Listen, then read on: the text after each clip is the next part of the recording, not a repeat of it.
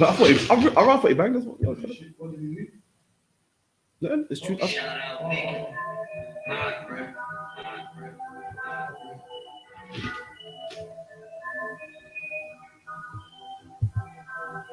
New bands, rap got me feeling like a new man. Same idea, new plan. I got it popping, I ain't even have to shoot, man. They don't do good or do rap, that's why it's deep when the truth lands. What you say? That's why it's deep when the truth speaks. Did it in a year. I thought, you know what? Let me give you a try. Yeah, man. I'm cooking up new beats, pushing like me. Can't get stupid like me. Leave the beat up, stop it like me. 6 fingers on my new white tees. Right, please listen to me, white G's. Until you clean your peace, you will never find peace. Who am I to speak? Fuck it, who am I to preach? Need a new piece, a new timepiece. Used to hit the motorway to find peace. Flashing lights on when I hit the studio. I made the mic bleed. Can't stop until my mind's free. I can't believe they're making mix type beats. It makes my knees quite weak. Shit ain't even trying to speak like me. They ain't deep like me. They ain't street like me. I don't even wanna be like me. Now they go to YouTube and tag me. Hope it like me, that's highly unlikely. I think I'm rich in my new Nike. New topic, I'm copying if you can't buy a treat. But you just wanna be that young fly cheap before you buy weed. The runners got put it by me. Ain't no one in the game that's coming like me. Cooking straight out the oven like me. All they say is that how you're coming my G. I just think of fuck shit when I'm running my tree. Cause I'm sick of seeing runners and thieves. Now I'm running my team. As the labels ain't nobody stopping like me. Don't make me get blood on my jeans. I just sell songs they're never gonna buy me. So let me fly please. This life deep, so let me catch a flight please. Let me smoke my weed. New money so clean, same routine. Cause that's a signature for peace. They're never gonna sign me. On my blocks where you'll find me. You could never be like me. Can't believe they making mix type beats. It makes my knees quite weak. Shit ain't even trying to speak like me. They ain't deep like me. They ain't street like me. I don't even wanna be like me. Can't believe they making mix type beats. It makes my knees quite weak. Shit ain't even trying to speak like me. They ain't deep like me. They ain't street like me. Catch me dipping in the go-kart, gotta go home or go hard. Everything I touch so hard, natural. His accent so hard. On my own style, I just wish I got my own card. Or maybe I did. But get it how we live, no one to blame for this shit. And that's the craziest shit. For me picking up my life while I'm blazing my script. No makeup on my bitch. Nice big legit. Got me acting a prick. I feel broke and rich. I might go for a bit. And let I use my flows for a bit. I just speak the truth, I never hope for a hit. Now them holders are pissed, cause I stepped in with smoke on my head. I got gold on my chain, and half a brick of coke on my wrist. I could have my phone going sick. Trap was colder than shit. I'm in a hole with the mix. I sell stones to them. Best it instincts. I got big bits. Pressure trying to get rich. Would have thought I'm trying to make the richest. From my bitches, I don't care about those black bitches. So when the mask comes off, it's my business. But I still buy bits off the shoplifters. Top-notch hitters. On my blocks where you'll find me. You could never be like me. Can't believe they're making mix type beats. It makes my knees quite weak. Shit ain't even trying to speak like me. They ain't deep like me. They ain't street like me. I don't even wanna be like me. Can't believe they're making mix type beats. It makes my knees quite weak. Shit ain't even trying to speak like me. They ain't deep like me. They ain't street like me.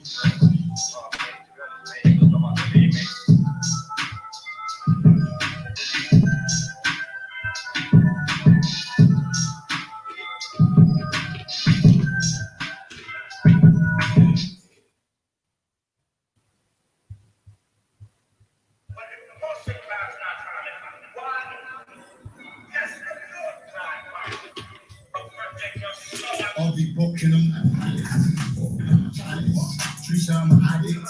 24 talent, don't make me happy. It's hot, man. That's another slapping. Niggas thinking I'm famous. That I won't slap it. I'm a rat. Earnings in savage. They call this modern warfare. When we double tapping, clicking on the clacket, burning through the jacket.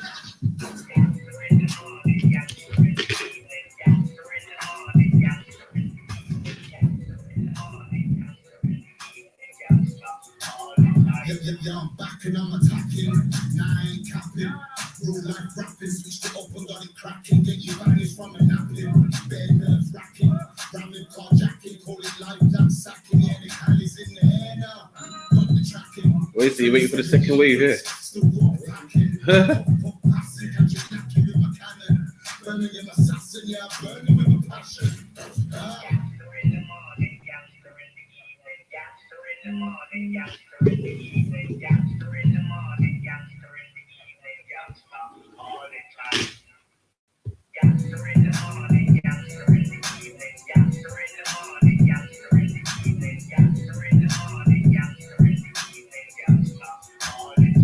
Can't walk around the hood, but I'm good round.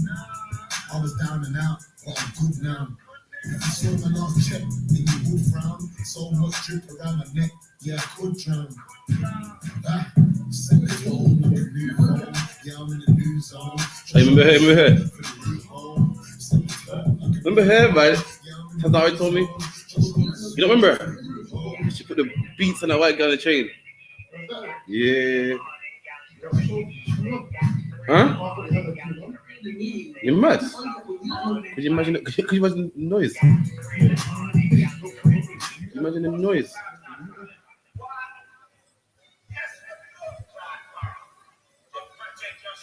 I'll be booking on my palace, booking on my chalice. True, I'm an addict. 24 cali, don't make me have to grab it. Cabbage, niggas can't manage. That's another slapping. Niggas thinking I'm famous, that I won't slap it. Nigga, I'm erratic. Erdington savage, yeah, we call this modern warfare. When we don't tap it, clicking on the clacket, that's burning through this jacket.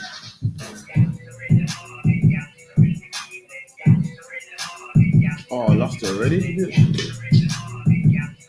Man just had it, you know.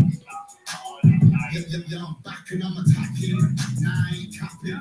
Real life rapping, switched it up and got it cracking. Get you vanished from a napping. You're getting nerve wracking.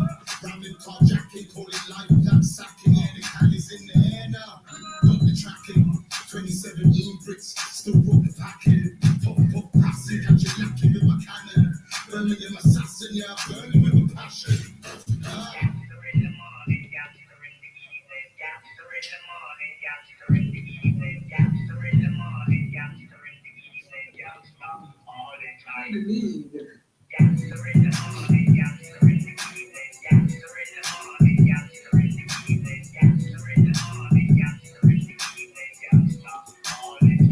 Can't walk around the hood, but I'm good round. I was down and out, but I'm good now. If you smoking off head, then you would frown. So much drip around my neck, yeah, I could drown. Second home, new phone, yeah, I'm in the new zone. Just roll the zoo for the new home. Second home, like a new phone, yeah, I'm in the new zone. Just roll the zoo for the new home.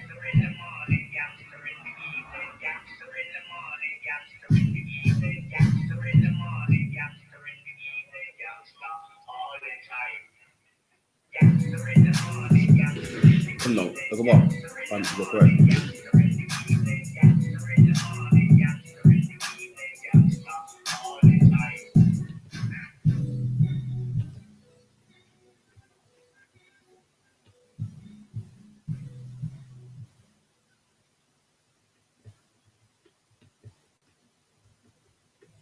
Shout out, nigga.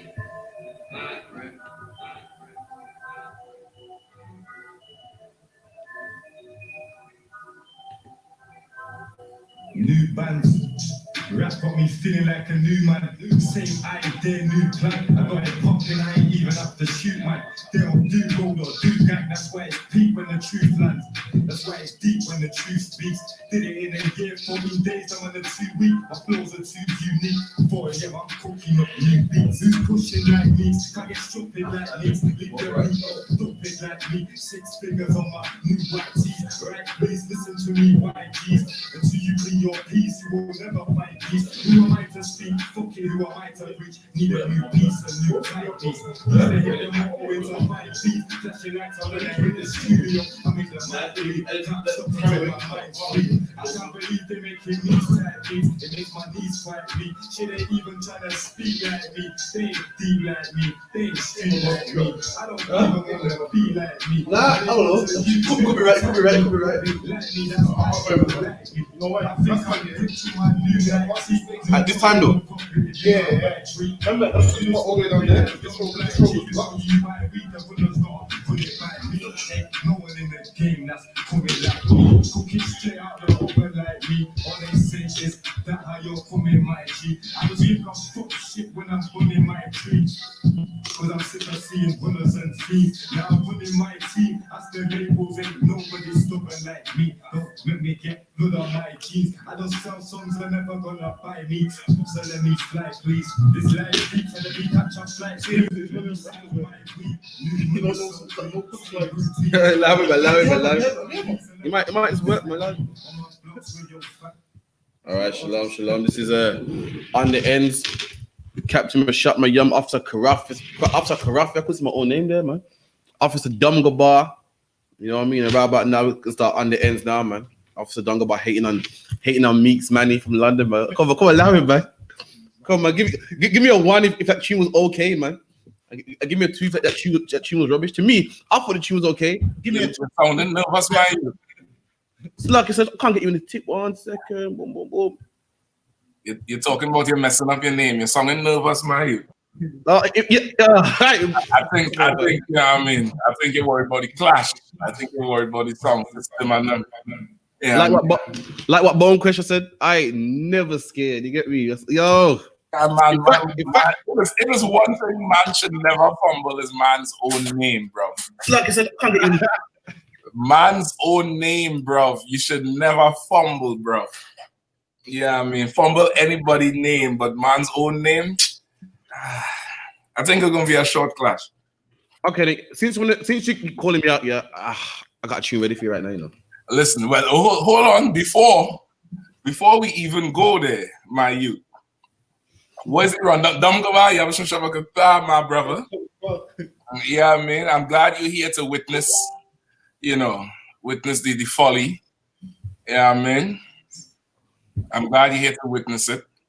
But off the top, tonight gonna be an interesting night because a lot of sisters is gonna get upset. And I'm gonna tell you why. Jada Pinkett Smith, brother, is becoming damn near. I thought, she done old in her age and married and everything like that. So she would have some, dignity and integrity about herself. But brother, I just watched the interview and I honestly think they have a gun pointing at Will Smith's head.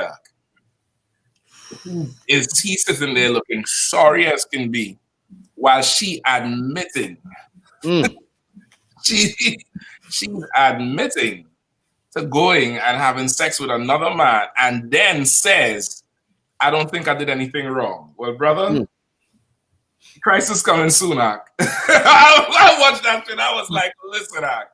And so we go for sure get into that tonight. That's going to be one of the stories. What else we go into? We got Boris Johnson refusing to take a kneel. We got a brother that called in last week. He wants to redeem himself. And how can I forget, man? You got Officer Karafia on the clash, but kill something, do as I usually do. Ain't nothing new. I'll be killing stuff. I don't listen. They call me the execution for a reason. Execute tune people. Come on, man. List goes on. The execute and people. I hear you, man. The list goes on. I execute everything. Well, you know what I mean. So if you're not scared, you saying I'm scared, I could drop one right now. Right now, I could finish it right now. There wouldn't have to be no part 2. I could end this for life. Done. Finish. Yo. I don't think you want that to know. I don't think you want that. I don't think you. This what I do for execution. Is my name, it's in my blood. So forget it. I'm dropping the bomb on them. All right, hold on. This is the one hitter quitter run. The one hitter quitter. One hitter quitter, my youth. One hitter quitter. Hold on. I want people to witness this murderation that's gonna happen here. So hold off a little bit. All right, cool. Make it some time. I guess I'll give you a few more minutes to live, my youth. Cool. Before you become a duppy. That's okay, sir. I'm gonna call Ras Rapture real quick. Is that's one? That's the one. No, sir. He's okay with it? Come on, can't say. He says, okay, cool.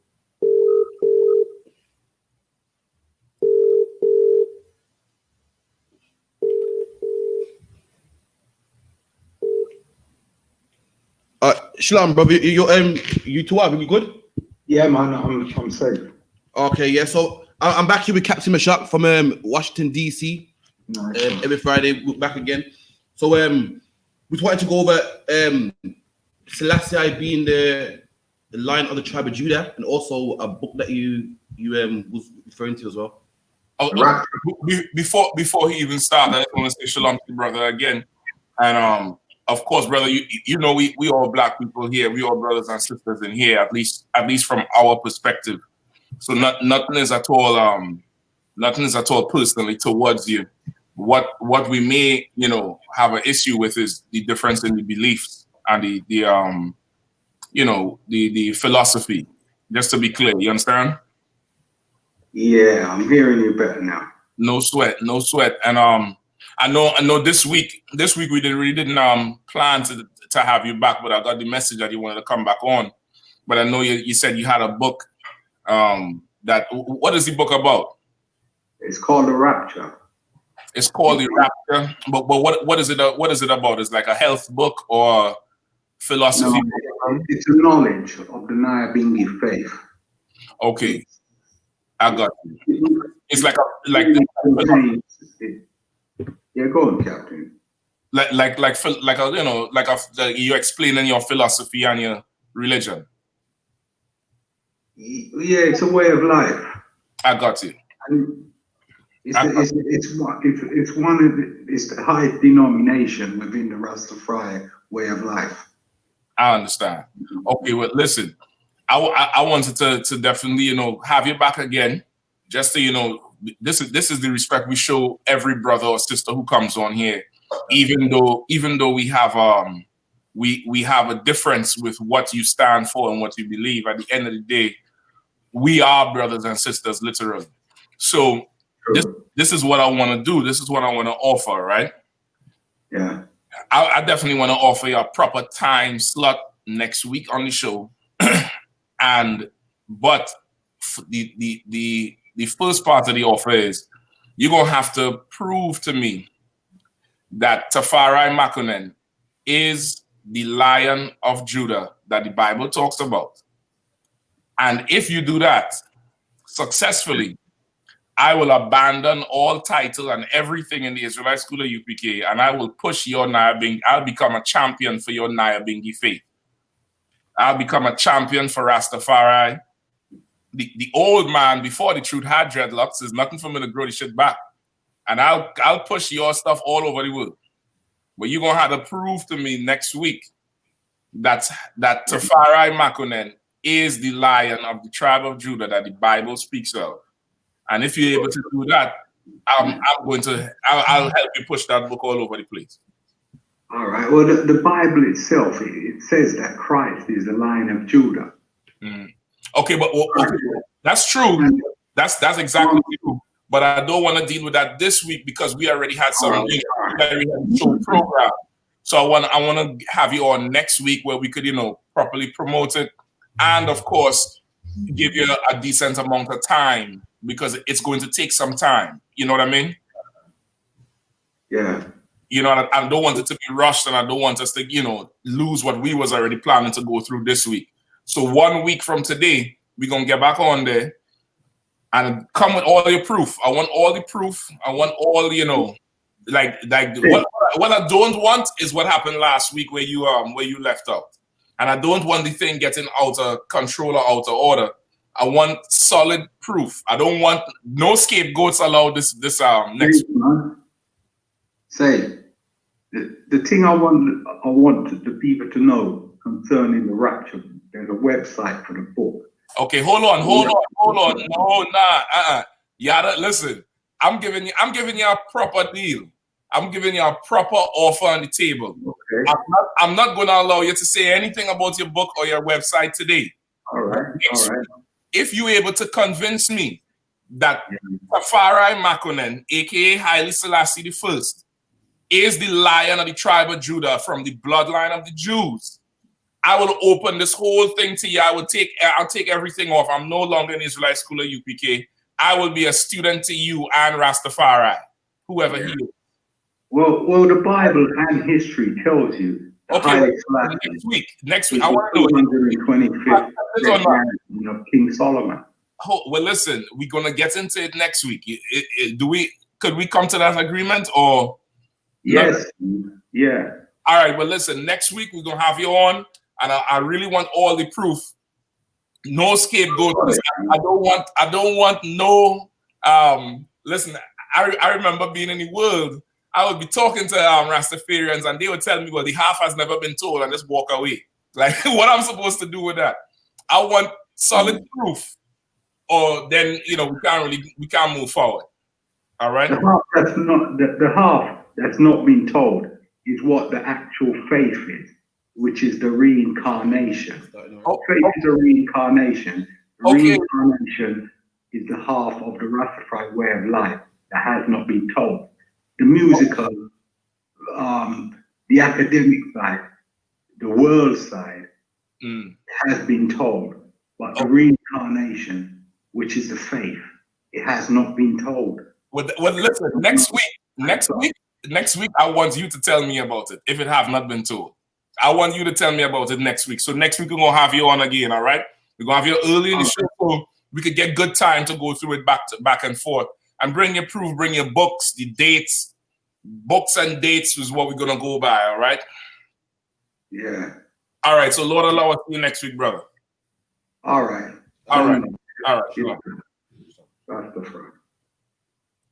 So like you said, I'm not sure the speakers were fucked up, but I thought I heard you say you had dreads in it. I didn't hear that shit. I didn't have dreads. I said the man was in the world had dreads. That nigga. That nigga had dreads. I can't even laugh because the nigga before me, he had dreads as well, man. I don't know who he. We was too disgusted. They were two disgusting niggas before. I can tell you that shit. Talk about sir about the old man that had dreads, but tell him what happened. I don't even like to tell that story. Come on, it's on funny story. One time years ago, my dad was a Rastafarian. My grandma was a Christian. My dad dropped me off to my grandma's, and she hated Rastas because this was when the 90s. This was early 90s. Right. So she's like she's gave the rest of her grandkids sweets and biscuits, and she's like to me, Rastaman don't eat sweets and biscuits. She's like, the only way you can get sweets and biscuits is if you let me cut your hair. So me being me, made her cut it, and my dad came in, and I've walked past him, and he didn't recognize me. and then he lost his mind. That's all I remember about it. He lost his mind. That's all I remember about it. Oh, shit. All right, Pastor. I'm going to buy your son out for cookies.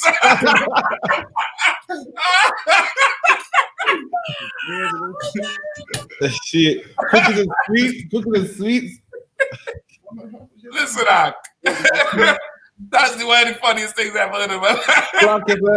We had to share it. You had to share it on the ends. You had to get that. You had to get that, buddy. Listen, your father probably had a heart attack. Lost his mind, I remember.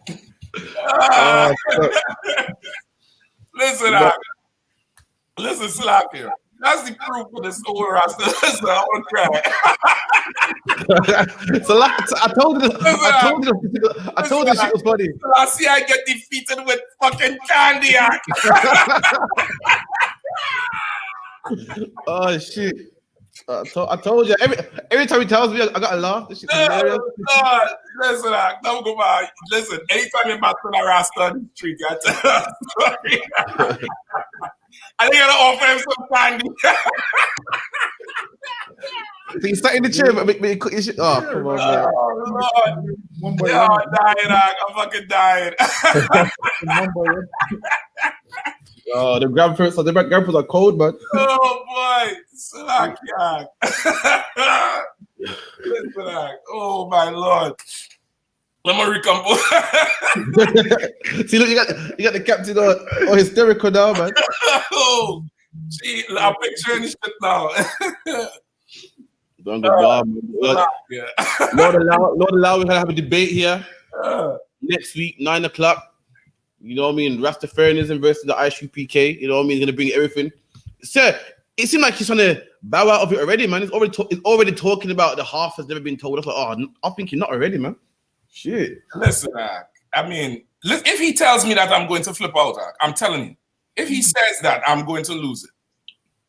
Because that's like a cop-out for every Rasta everywhere. The half has never been told, and I mean, and it don't. What the hell does that mean? But we'll see next week.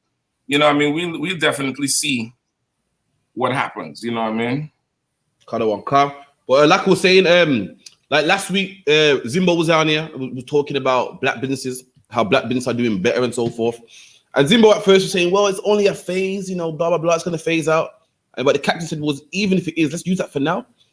And Zimbo ain't the only one. Black people are doing better now. Black people are selling. That's why I know black people are the children of God. Black people, we don't need no food stores or nothing. There's black people selling food from their house and they're making money, making a killing. A brother selling fruit juice from his house, bottling it up, and he made about £1,000 in a week. It's going good, man. And now there's another sister online as well who's downplaying it, saying people shouldn't be doing this, they shouldn't be doing this. So is it okay if I play a video, say real quick? Yeah. If you want to go ahead. Car one, car. When we come back, we deal with Will and Jada. Good Car night. one, car. This is a quick one. Where's she at?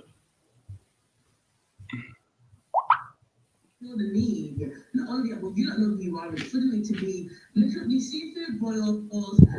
You're selling food from your motherfucking kitchen. Like, hello, on a good day, your kitchen looking like fucking Guantanamo Bay, yeah, and you want to be selling food to fucking people. But in the fucking bottom of your oven looks like the pits of hell, yeah. You can't talk to them, have been taken over by the fucking very nice. Like, I don't understand. Like, if you don't have to get scored on the fucking hygiene track, you'll be -0. That's why this. You see, because I cook, yeah. You come to the side with your pussy club, fucking barbecues and mac and cheese. Fuck off! I don't want your food, blood. Nobody else want to leave that. Like, I don't understand why everyone feels like they can just be selling food now. Like, leave the people that are doing it to do their thing, innit? Like, I just don't understand. Like, every little thing, people just want to jump on. Like, sell something else, man. I don't know. Like, what the fuck? Like, everyone's supposed to be selling food. Like, Stop. So like, yeah, I can't take two more of her dumb ass. What the hell is she talking about? Okay, everyone's selling food to trend. It's going very well. People selling food from their houses. You know, they'll put a menu on Instagram or Facebook. You go on there, buy it, they'll drop it off, and they're doing well. But it seems like as she's talking, it's coming out. Her real problem's coming out. It seems like she got qualification. She got what's it called, the certificate to sell food herself, but no one's going to her, so she's getting pissed off. So she's saying, oh, you know, some of you are selling food and your kitchen's nasty and, you know, you shouldn't be selling food. But my problem is, you're not going to tell me you shouldn't go to Chinese restaurants. And if you go to the back of Chinese restaurants, they are nasty. You're not going to tell me she don't go to the Indian man's chip shops, fish and chip shops, and the back of their fish and chip shop is nasty. They themselves are a nasty set of people. People who are known for spitting on the floor and, you know, harking and all types of nastiness. And right. All of a sudden, when your own people want to make some money, oh, you know, your kitchen up to scratch, man. Listen, if you go to the islands, you'll see a black man on the street corner, man, selling jerk from a jerk pan. No hygiene certificate. And you eat from him and everything's fine, man. That's your brother, man. We're clean people, man. But meanwhile, you go to the East Indian, man, you buy his fish and chips. You know what I mean? You go to Dixie's and DFC and, you know, spend out money for you and your family to eat in there, man. Now, when black people want to make food now, she's angry. She's upset about it and this, that, man. That's the problem, man. We got to stop hating each other, man. And stop being angry when you see a brother make some money, man. Stop being angry when you see a brother making good money. That's right back now, because of Black Lives Matter, black people are buying black. And black people are getting black money in their pocket, man. And furthermore, stop being a bitch. That's right. Like, that's all. Stop being a goddamn bitch. That's like, right. Before the coronavirus, when everybody was going everywhere else, you wasn't bitching about people buying from the Pakis or the you know, whoever else selling, the Arabs or the Chinese, as you're saying. She wasn't making no videos about that. But because people buying from other black people who may not have whatever paperwork you have, I don't know what the hell it is, but it's so much people buying from people, and you mad about that shit? That's supposed to tell you how much money these heathens was making. That's right. Supposed to be like, go ahead, get yours. You know, Israel, like, it shows you we was a hungry people serving these heathens. And that's one of the curses, you know, in want of everything, in nakedness and in hunger. You get the point? We getting everything from them, and the Lord put something where we had to turn to each other now, and she is mad. Who, she's a celebrity? Like you might, well, if you're from Brum, you might know her. She was, I think, like 4 carnivals ago. She's known for beating up a white woman on the train after carnival. She ain't got a name though, but she was known for like she beat. She internet famous. Kind of one but she ain't got no name though. She's known for the girl that beat one white girl up on the train. If I find it for her, I'll show you. She must be on the train after carnival.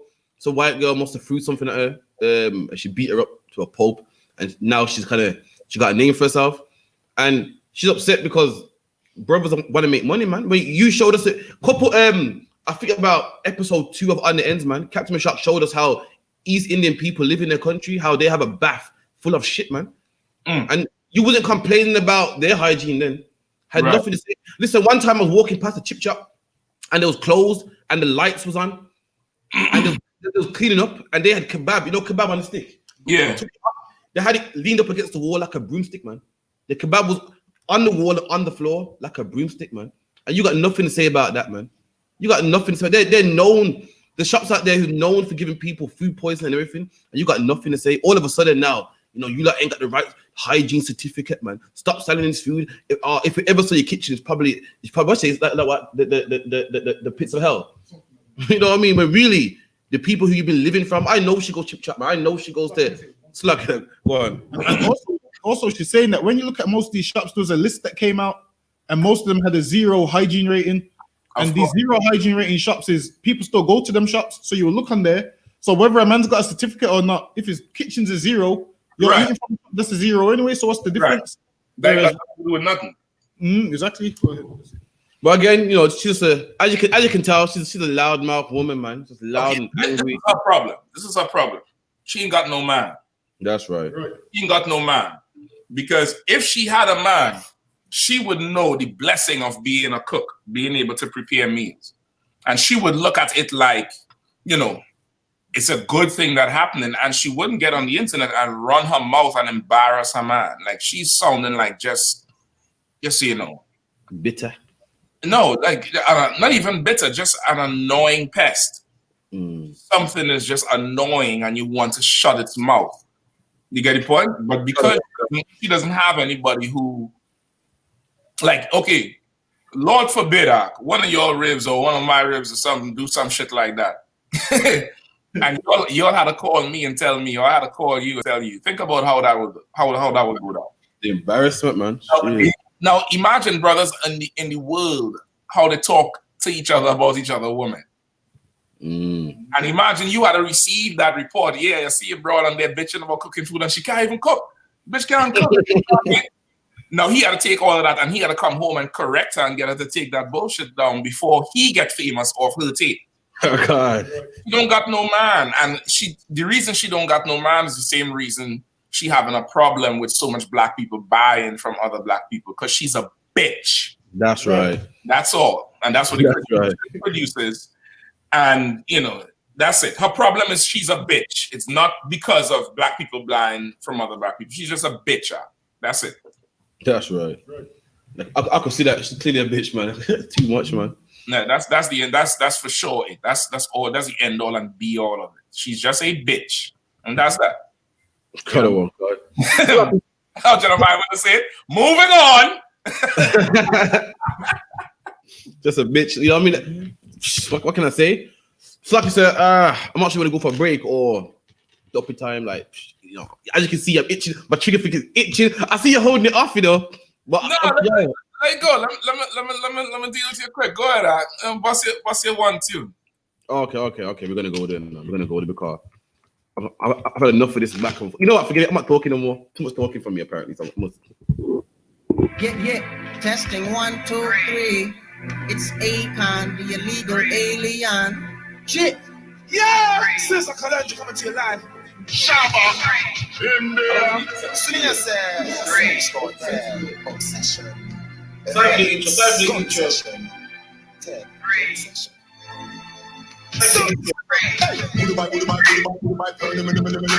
you're this bad man, you're still long like the you got from Germany, me use like murder. Any man with Bible gun, I feel be turning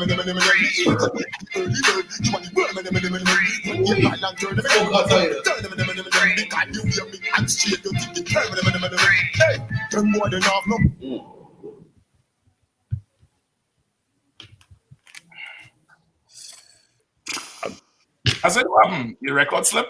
I don't know what to say. Enough said. You want more? All right, cool. Forget No, it. you say one song, and that's the best song you're gonna put. Yeah. I'll give you a second verse. I'll give you a second verse then. That should finish. I don't need a second verse. I mean, if that is one song, I'll give you a second verse. You ready? Okay, go second verse. Ready? Shatter, fire, pump. Shatter, fire, pump. Shatter, fire, pump. Informer, so shatter, kills. Let them test we in. Shatter, fire, pump. Shatter, fire, pump. Shatter. You didn't want that second verse. You thought you wanted that second verse. You really didn't want that second verse, man. Listen, Shabby came in right there. I'd go and drop. I'd go and pull a lesser record for you now because you disappoint me truly with that one. So I'd go and pull one from the fourth shelf, not the second or the third shelf. So, oh no, Gorilla Black, where you from? I'm strictly business, just like EPMD. I'm BLACK from the CBT. Where they dipping cigarettes and PCP. And the bros, they believe in me. So, CID. The magnum totem, keep my enemies on IV once I toast them, just like my bagels. Have them like Christians over their heads smoking halo. Call me Plato, I philosophize by the brick being divided up amongst my guys. Then I call Ronald to press up the vinyl, so I can charge the game like a wild rhino. I know no one else could do it better. Is you stupid nigga? Get your shit together. From Canton, and Billy Man is a Jamaican, sending my message across the nation. Come on, I'm original Batman. Yo, I'm original Batman. And Gorilla Black's come from Canton, and Billy Man is. Listen now, that's you ain't really impressed with that. Gorilla Black and Beanie Man. You ain't really impressed me there. I had to post something just random for you because you ain't really impressed me with that first one there too.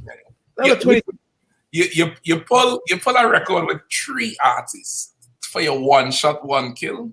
Fuck. But come on, you put a collaboration hip hop mix. Come on, man, that was 22 shots. Yeah, that's what you get. That's a 5th shelf. That ain't a 4th shelf. That's 5th, man. That's and it still blow you away. It's still Nah, man, what's that? What's that rubber bullet? That's a rubber bullet, man. That's a beanbag bullet, man. That's a tear gas or something. You know what I mean? You ain't impressed me there. You ain't impressed me there at all. Yeah, I mean, you pull some candy for me. I ain't a Rasta man like them go by. I think I can be with no sweet records. I'm gonna kill you with candy and biscuits here. Like, if you want to take another 1 minute and then we come back. But brother, listen now, if I could get the if I could get the screen share, because that Will Smith boy, I mean, it's actually heartbreaking. Like, I actually feel bad for him. I mean, boy, okay, look at this picture here. Hold on. This is a picture of all pictures. Now, meanwhile, okay, you I don't know if you know, but they did the whole they did the whole red table thing they did the whole interview on her red table bullshit, right? And this nigga looked like he was crying before the damn interview. Wet tears and shit. Listen, I shitting you not that. He absolutely looks. Hold on, which one I want?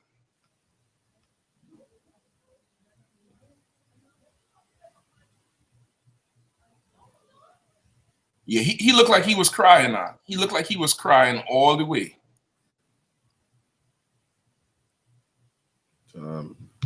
Yeah, look at his face here. Oh my gosh. So I should laugh. That's This cold. is him. This is him sitting in the damn thing. I shit you not. Look at So him. his face looks like the episode of Fresh Prince when the dad left and that real cry, man. Brother, how do you show up to an interview like this? She said she got. Listen, let's take a break. We're gonna come back to this. We're gonna come back to this. All right, those Take a quick break. Run a commercial real quick, then we come right back. All right. Call one car. I'll play this for the break. No sweat.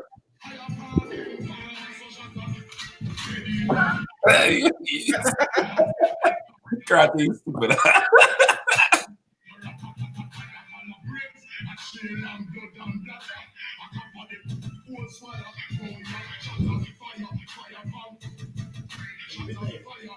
Oh, Wallace. Now hit bangs, you know. Look sick in it. Every day different menu. Oh, I need to go, but you can't eat inside, though. I can eat in office in the garden.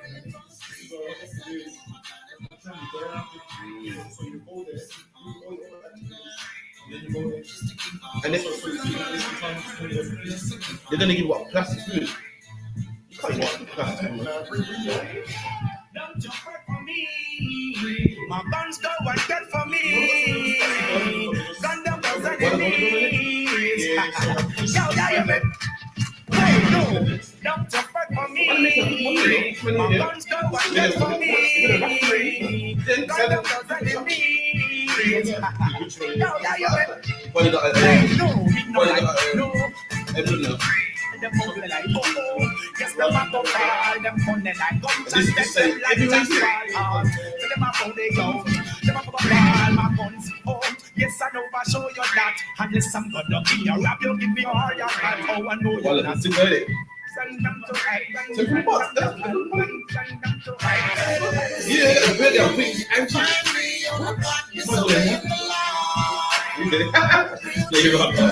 I'm very consecutive.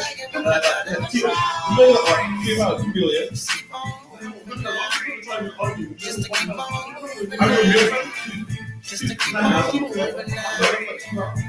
keep on moving now.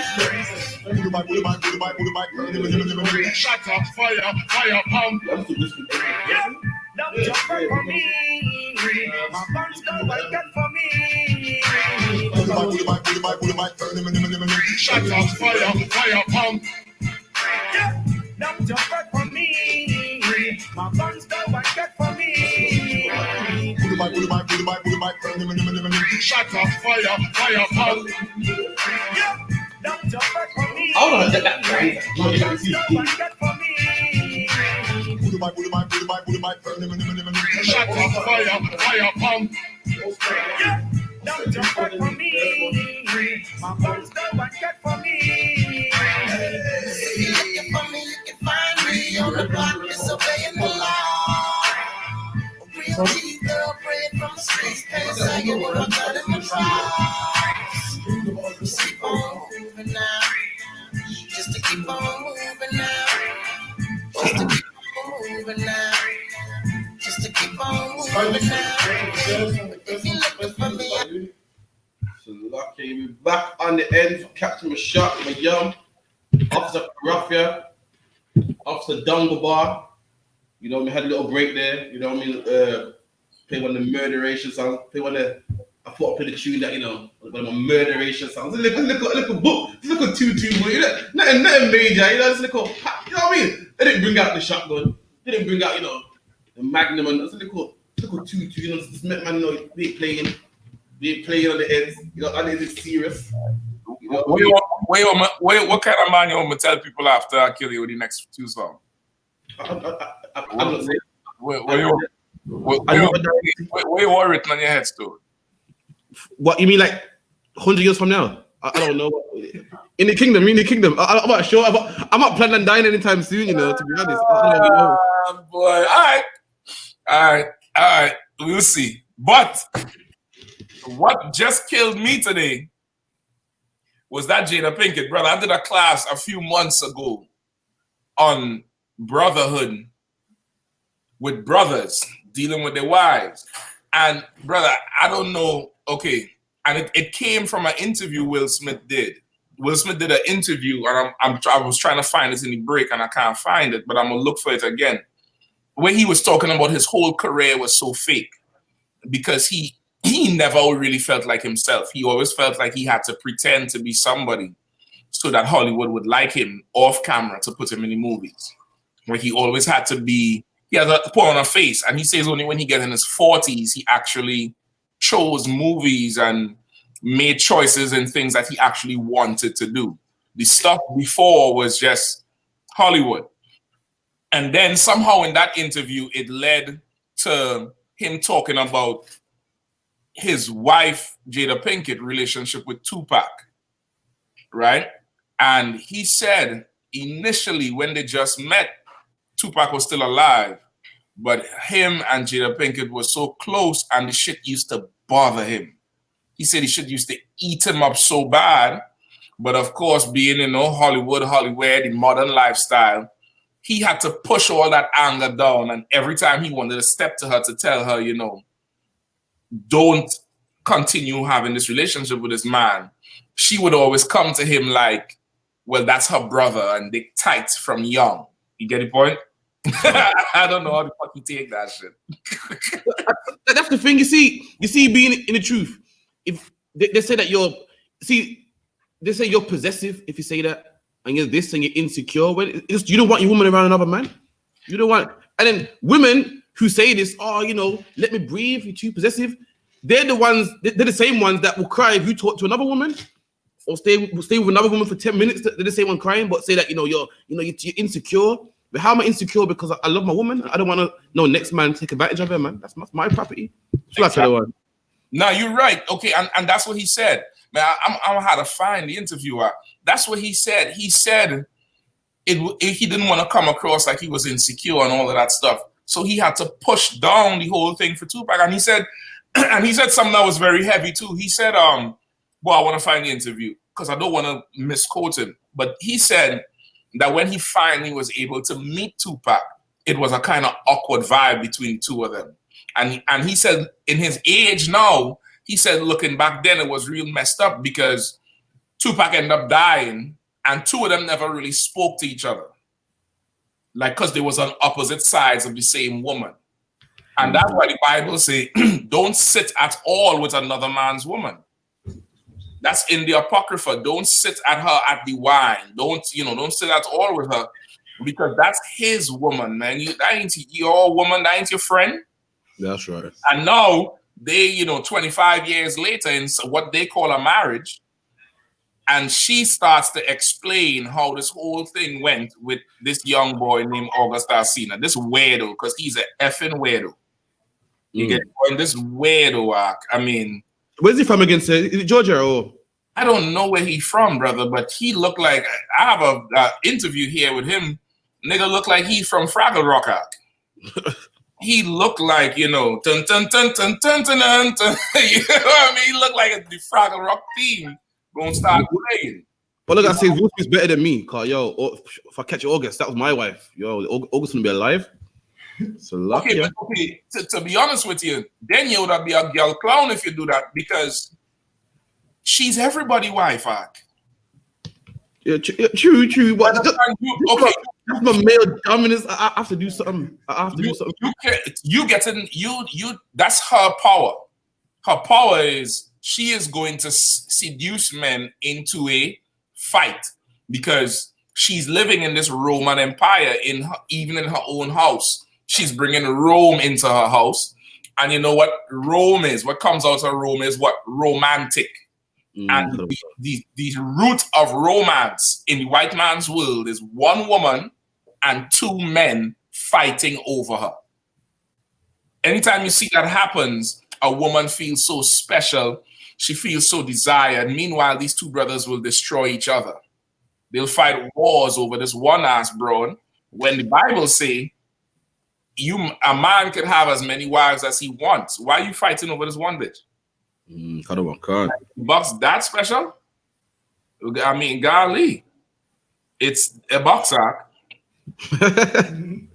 I mean, Salaki, I ain't trying to disrespect no sisters, but shit, there's more of you all out there.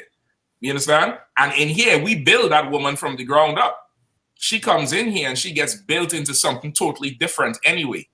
And that's half the point. Y'all ain't getting no good bros out in that world. Jada Pinkett is the proof.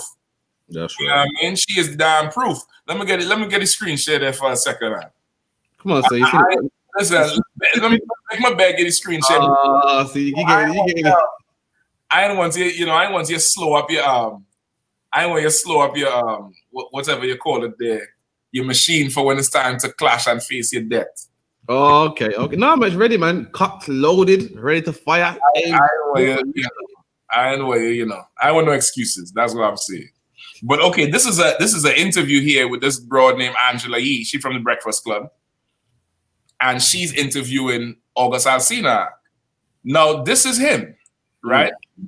Now, I've seen this picture on the internet, and I honestly thought somebody is like a parody. I thought Listen, I thought somebody was making fun of him. No bullshit. Honestly, Salaki, 1 second. I honestly thought, okay, this was a joke. It was somebody just making fun of him, clowning him, not knowing this is what the nigga really went on the show looking like. Now, if you Will Smith, this oh my goodness. Your woman opened her legs for him. That's heartbreaking. 25 years. How much children? 3? 2? Jada and Willow, in it? 2. Well, 2 children with her. I think he have a son with another bro. Oh yeah, he does. Right? 2 children with her. How much movies y'all made? How much movies you done put her in? You remember Matrix? Come on. You all know Will Smith was supposed to be Neo? Oh no, I have no idea. Will Smith passed on it. He passed on. First, they wanted Wesley Snipes, but they thought Wesley Snipes was too rugged looking for the nerdy parts. Remember in the first Matrix, Keanu Reeves was playing a nerd, like an awkward nerd, and he couldn't fight. They wanted Wesley Snipes because Wesley Snipes could do that martial arts in real, and they thought it would have been a better fit when it's time for the fighting, but they couldn't see him becoming that goofy nerd. They went to Will Smith, and Will Smith passed on it and thought it was going to be bullshit and did Wild Wild West instead. And Wild Wild West flopped. Will Smith messed up, man. Wild Wild West was a big flop. And Matrix it flopped, in comparison to, of course, Matrix. But of course, he got her a third role in the third part. And if you remember, she was in it. So now you don't come all this way. He put you in the Ali movie. Remember Will Smith played Ali? Come on. And Jada was his woman in there. That was a big movie. Will Smith is not no ordinary actor for anybody who don't know. Will Smith has a record in Hollywood. I don't know if you know it. Now this was big. Bad Boys. I think he's the actor with this record in Hollywood that and they don't think it will ever be broken again. I think is 8 straight #1 hits, blockbuster hits. And I think it's from Bad Boys, Men in Black, the cartoon movies he did. They all was blockbuster, meaning they gross over $100 million, and it was 8 in a row. And they're saying, you could go look it up. He has that record in Hollywood, and they don't think anybody will break that record again in the future, right? Just because of how the business is. And that's why Will Smith at one point in time was, the top actor in Hollywood. He was #1. You put him in a movie, you guaranteed to make money. And then you come home and your bro turns that box up to this. All the millions. As like I said, ladies love Will Smith. They love Will Smith, man. And his wife she obviously don't. She giving the box to a brother with what? Some red highlights and blonde highlights. I don't know what the fuck this is, I don't know what this is. But I know if I ever have to wonder, I'm gone. I don't need you to come and tell me. If I ever have to wonder, this bitch might be hoeing on me. I'm gone. I'm serious. I don't need the explanation. Save that for the next nigga. But that ain't for me. Because I don't want to end up looking like the picture I just showed you. You see how Will Smith sit down there looking like he crying? He looked like the Michael Jordan meme for a second, man. Oh my goodness, Zach. Oh my gosh. I mean, so now I want to play the footage from from the Red Table Talk. Yeah, I mean, allow me to screen share one more time there, Hebrew, please. Just allow me, Doc. Good. I'm hoping it's this one. Yeah. This Red Table for me, just all the stuff that's going on in the press. Mm-hmm. I felt like it was important to come to the table to really clear the air. Somebody made a statement for me that wasn't a statement I made, that went cray-cray. And one of the reasons why I wanted to come to the table is the media, the headlines. We specifically never. Why is his eyes red? I don't know if you all see it. Will was crying before this damn interview out. He knows what's coming. You know what's coming next, man. I think he didn't even want to do this shit. You'll see. Said anything. Yes. We listen. I'm giving you a fair warning right now. I ain't care who watching. You see them broads with them anks is world-class whores, Zach. That's right. That's right. I've never seen a bitch with an ank and she's virtuous. Never. Nah, they didn't work. Earring, ank, chain. As soon as they put that ank on, them legs go open. So Lucky said, and the African pendant as well. You know that little African pendant. That as well. Listen, they're both one and the same. And Nefertiti as well. Don't forget that one. Listen, I would Nefertiti. But that ank, you see that ank? Run away. Run away. Run away. Make the bitch act like them Africans on the TikTok. Don't leave me. Run away. You know what I mean? I'm trying to tell you, that ank is hoe. It means hoe. You understand? We're purposely not saying anything. Any headline that says Jada said or Will said or the Smith said is not true. We specifically never said anything. Right. So coming to the table was like, we just felt like it got to the point where you got to say something. Yeah, and to stop that cycle. Yeah. You know. Look at him here again. Look at him, man. He's not in the interview. I feel for him. I actually feel for him. It's like watching Fresh Prince, that episode all over again. Listen, y'all could feel for him if you all want to. I don't. But I do understand.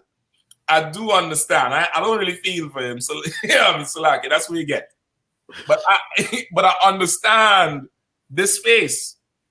This is I can't believe I'm going through this bullshit. I can't believe it. And no, this thing, you'll hear them say it later on. This thing happened 4.5 years ago. But for some reason, it's back in the media now. Maybe because that August Alsina, he just dropped an album, so he want controversy around his name. Maybe they have money invested in his album, so they want the shit to pop. You know what I mean? Or they just trying to stay relevant. Who the hell knows? I don't know. But brother, this face on national TV, bitch, you out to your goddamn mind if you think you're gonna embarrass me like that. You know what I mean? I'm not the one. General Hyman always say it's in the choosing. Be careful that broad you decide to lay down with her. Check her out thoroughly. That's and this brother here, I mean, that Tupac thing should have told him. However, he went on, he gave her a chance, gave her 2 children, and then the shit went left. Even in movies, a lot of her movies has like mad sex scenes and everything. That should have told him. Oh, forget about it. Movie called Jason Lyric, which breasts are showing, batter you out the grass. I forgot about that part. You remind me. I mean, shit, he take it from all of that. And, that's why I tell you that's everybody's woman. You understand? That's everybody's girlfriend. You dig? Things involved. Right. Right. And at the end of the day, I don't like how all of this came to be. That doesn't matter. It's all love. Honestly. And look at this nigga face. She said it's all love, honestly. And he's like, It's like it's a what scripture say? The scripture say what a woman can bring a man down to a piece of bread. Listen, I need all them scriptures, because okay, I'm making fun of this shit to help brothers who may make this mistake in the future. You understand? God.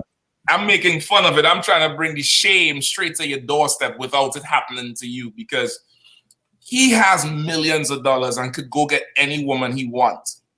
That's right. All right. The average brother in the street is going to kill the bitch and commit suicide. You understand? He's going to chop her in 1,000 pieces, shoot her in the head, push her off the bridge. You get the point? Don't make this mistake, Don't end up like this guy.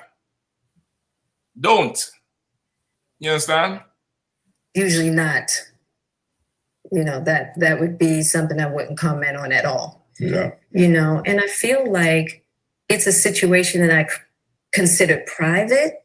You just feel like it ain't really nobody's business. Yeah. But now Black Twitter has claimed it. And okay, this again, I'm gonna skip forward to where they started to talk about the whole thing. But again, there's like, this is nobody's business, but you all have social media, you all have this red table talk. You all put your business out there.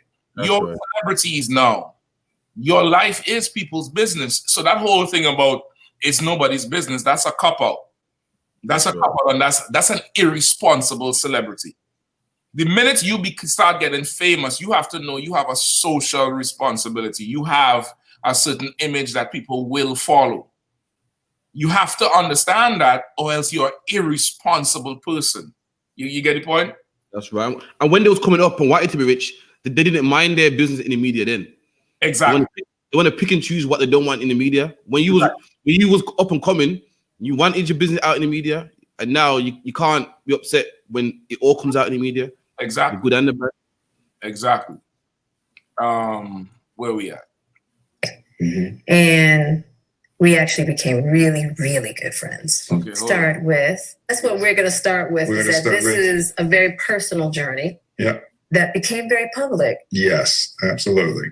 For whatever reason. So what happened, Jada? Okay, so let's start with, I guess about 4.5 years ago. Yeah. I think it was about 4 years ago. Started a friendship with August. And we actually became really, really good friends. And it all started. It's like I said. Like, brother. He composed himself very well. I'm trying to picture some bro trying to tell me that shit to my face. Like, the table will flip. Shock. Yeah, it happened about 2 years ago, and we became really. I'm trying to picture me sitting there going, with the tears on your face. Listen, fuck that. I'll be like, bitch, what are you talking to me for? Good, that's your man now. Go get out, leave. You're done. You're finished. With him just needing some help. You know, me wanting to help his health, his mental state. Because for me, that was the thing when Og first came around, he was. You heard what he called him? Or because they're giving him nicknames and shortening the man's name. Like, no, you supposed to be this broad husband, and you calling him Og. Like, that your homie, or that's your son. She call him August, you call him Og. What, is a threesome? Both you all married to this nigga? So brother, give me in the Apocrypha where a wicked woman abated strength back. Give me that in the Apocrypha right now, please. A wicked woman make weak knees. With him just needing some just let me know when you have help. Oh God. Me wanting to help his health, his mental state. Because for me, that was the thing when Og first came around, he was really sick. He was really sick, yeah. And the outpouring for him from our family was initially about his health. Yeah. And I mean, we found all those different resources, you know, to help pull him through. And from there, you know, you and I were going through a very difficult time. Yeah. I was done with your ass. Yeah, kick me to I the was curb. done with you. Yeah. Marriages have that, though. Marriages have that. Yeah, we basically, we broke up. We decided that we were going to separate for a period of time, and you go figure out how to make yourself happy, and I'll figure out how to make myself happy. Well, at that particular point in time, it was indefinite. Yeah, I really felt like we could be over. We were over. And then what did you do, Jada? Well, you know, I think from there, you know, as time went on, I got into a different kind of entanglement with August. And one thing I want to get clear. This is a slaughter. It's a lot. So, if I may, like, all my life I've been hearing this, we was on a break bullshit, man. I don't want to hear that, man. Listen, women seem to think that because you and them, man, are having bad times, that gives them the right to sleep with somebody else, man. I mean, like, for instance, because me and you having arguments, you can sleep with somebody else, and now we're cool now. That all happened then don't matter, man. It don't work like that, man. It don't work like that. If you're sleeping around, they know that their intention was to get back with you, man. So the fact that slept with somebody else got nothing to do with deal on a break. This horse, man. Because you could be on a break and not sleep with nobody. So because you're on a break, he's had to fuck somebody else. And so like you said, usually the person that they end up sleeping with on this break is the guy that was their friend in the background. Usually you see the guy that they said, he's my friend. That's usually the one that end up sleeping with. Listen, that's the truth. And that's what she just said. She said me and him was really good friends. So Akim, I'm giving you slut knowledge 101. Right? That's right. This is a bachelor's degree in whores. That's my friend. She's fucking a nigga. That's right. 1,000,000%. All right? That's it. No. If you're in the UPK, brother, you're not gonna have this problem because UPK women are not dumb sluts like this, bro, right? And like most women in the world. You understand? A UPK woman understands the whole dynamic between a man and a woman, and they understand that an argument doesn't mean it's the end of the effing world, man. An argument is not the end of the world. You understand? An argument is we don't agree right now. You still have duties to do for each other, and that's how you would know if a rib really does love you. And you could just blaze on her, and she'll bring you a plate of food and ask you if you want pepper, hot sauce, and juice. And you could just check the shit out, or you're arguing, nigga. You ain't shit. Blah blah blah blah blah. What you want chicken? You want hot sauce with this chicken? Yeah, bitch, bring it. But they don't understand that. An argument for them means another man has to put semen in you. Just about to say that. Why does an argument mean? That's the law, dog. Go ahead. Why does an argument mean I gotta fuck somebody else? I don't understand. Why you can't be single for a bit? Why you can't get your head straight or, you know, be alone? Why must you have sex with somebody else? That there must be one reason why you must have sex with somebody else. You must be a slut. That's the only solution you can think of. That you must be a slut. Well, listen, I'm gonna play the part where she says it, brother. This whole thing just it didn't blow my mind, but I'm sitting here like, well, goddamn, nigga, have some self-respect, nigga. Flip the fucking table over. You know, I respect him more. It's like a big man thing here. If Will flip the table over here, I'll respect him more for that. The fact that he's standing there, yep, right, true. This been a big ass yes, man.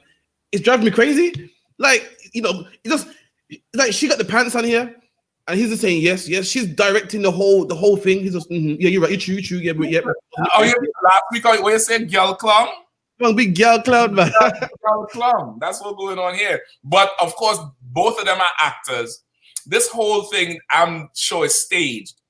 But there are sisters who are going to take a lesson from this, and there are some poor brother who, Lord forbid, you don't impregnate some slut and now she have this baby as a bargaining chip for you.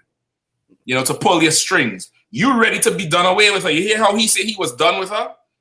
His children was grown and they got money. So he don't have to stay for the kids. You understand? Right. He made sure his children was making money since the age of 9, 7 with what's it? Pursuit of Happiness.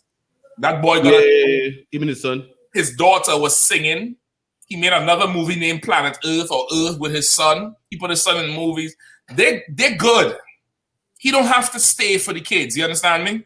He don't have to do that. But for the everyday average Joe, you not Will Smith, and she's going to use them kids against you while she go and blow the skin off of Augie's rod. Of Aug's rod. She blow the skin off of June, July, September, November. The whole calendar. She's gonna blow the whole calendar. It has a play called A Man for All Seasons. We're gonna name this A Slut for All Seasons. You know what I mean? Oh my gosh, Jack. It's horrible. And for all the brothers out there, keep in mind, you don't have millions. You don't have millions. So imagine Will Smith got millions, man, give his kids everything they want. Remember, the woman, women call men deadbeats and so forth. Will Smith ain't a deadbeat. He got money, got mortgage and houses, and his woman's still a slut, man. So he goes to show. Okay, he is a deadbeat. Okay. Let's not even go down that, but I get what you're saying. Like for a woman standard, they would not say he's a deadbeat because he got money and he's there. For the UPK standard, it's better to leave than stay and lose your masculinity. That's right. It's better to lose your house and keep your masculinity than to stay and then sit in an interview and look like, where's his face? And look like that's too good. That's a good one. It's a good one. That's not. Hold on. There's another face. Oh, you stayed and your face looks like this while she's telling you, brother, there's a part in the interview, we're gonna get to it. He says, well, how did everything happen? She said, I just wanted to feel good. And I was feeling good. So he had to sit there and hear about another man making his woman feel good. Oh my gosh. Maybe in IUIC, but not in here. Not in here, man. She gotta go. She gotta go to the org. She gotta go to the org. Listen, we're looking like he got fringes on the bottom of that damn t-shirt. I can tell you that. He looked like fringes on there. You know what I mean? Let me get some. Not a home record. You have the scripture? Other one, Conta. Go ahead. Ecclesiastes 25:23. A wicked woman abateth the courage, maketh a heavy countenance. Sock in the face, like that heavy countenance. That's what I'm going back for. That's exactly what I'm going for. Go ahead. There you go. A wicked woman abateth the courage, maketh an heavy countenance, and a wounded heart. A woman that will not comfort her husband in distress, maketh hands and feeble knees. Hold that part, because there's another part later on, brother. She says she wanted to help August so much, and she felt compelled to want to help him so much. Meanwhile, her husband needs the help. You understand? Let's get some more. Needs the help? With him just needing some help. Me wanting to help his health, his mental state. Because for me, that was the thing when trying to communicate, because I could actually see how he would perceive it as permission, because we were separated amicably. And I think he also wanted to make it clear that he's not a homewrecker, which he's not. I think so. I mean, because this is your red table, and you brought yourself to the red table. I think you need to say clearly what happened. As far as what? You and I decided we were going to take our space, and what happened. Yeah, and then I got into an entanglement with August. I think she's a proud ass slutter. Yeah, it's like you said, like that. I want to run it back one more time, just in case people missed it. Like, okay, he lost his manhood so much. He's hoping that she being in front of TV and the public, that he could ask her, what the fuck happened? No remorse. And this bitch says, as far as what? Like, goddamn. So yeah, I said to him, like, come on, man, no remorse. Like what? Okay, we was broke up, and I got into an entanglement. Like, you know what an entanglement is? Like somebody throw a net on you, and you're trying to get out the net. That's an entanglement. Bitch, what you did was had sex with another man, which makes you a slut. That's right.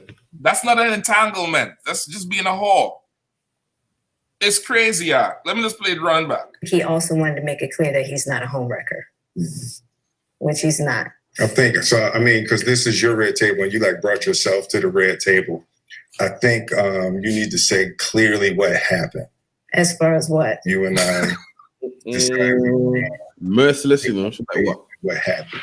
Yeah, and then I got into an entanglement with August. That's what I said. An entanglement? Yes. What the fuck? Yes. Yes. It was a relationship. Listen now.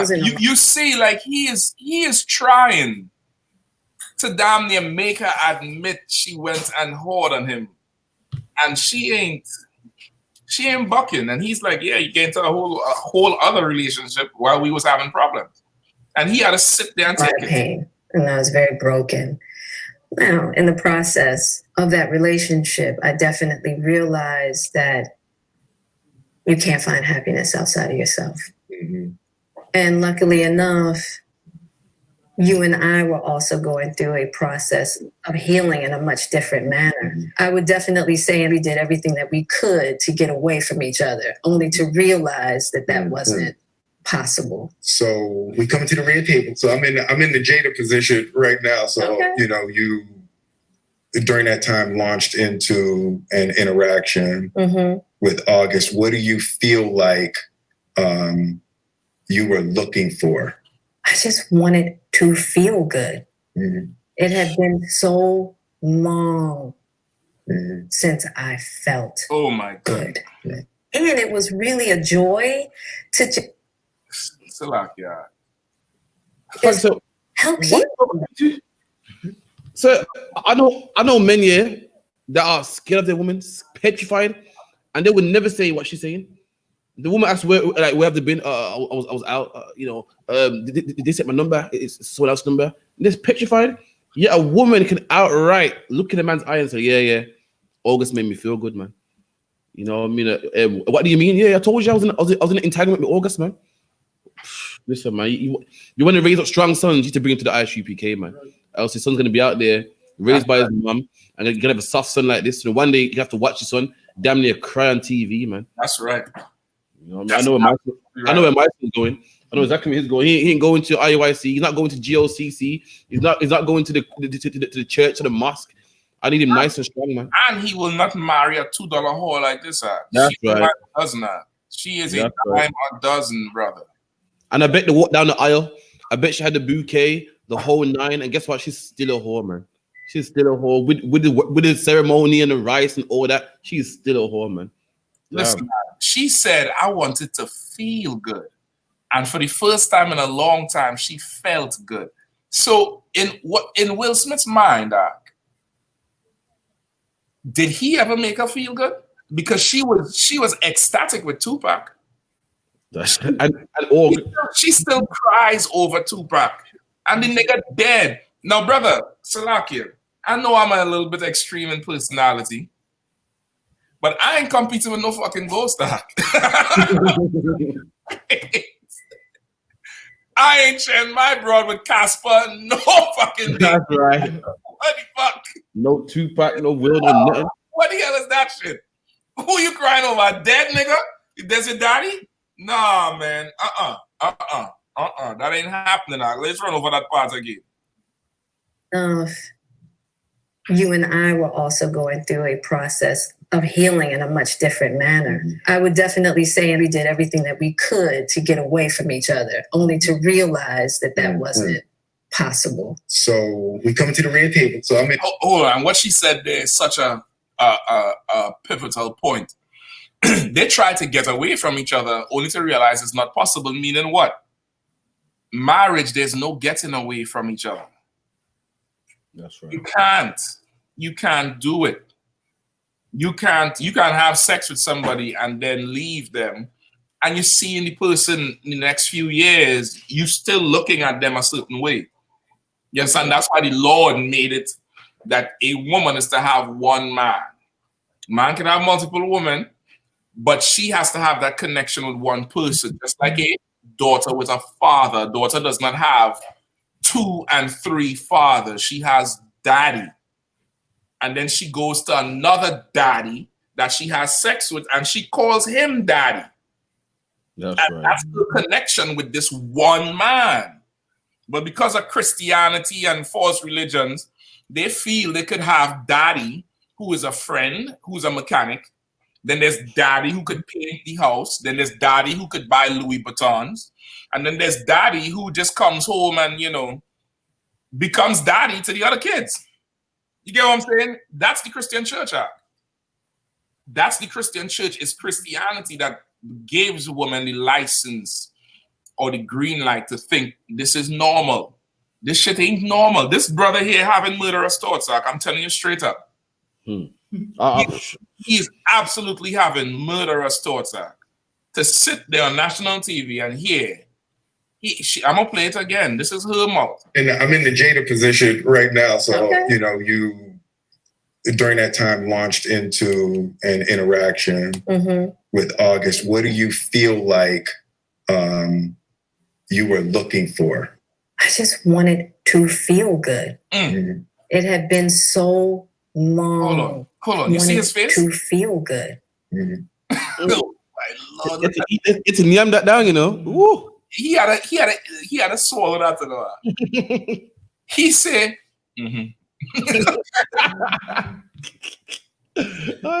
That's cool. That's cool. That was a rough time, man. But brother, you had to sit there and hear her say, I just wanted to feel good. Oh my God. Don't go back. I think she beat back the candy arc.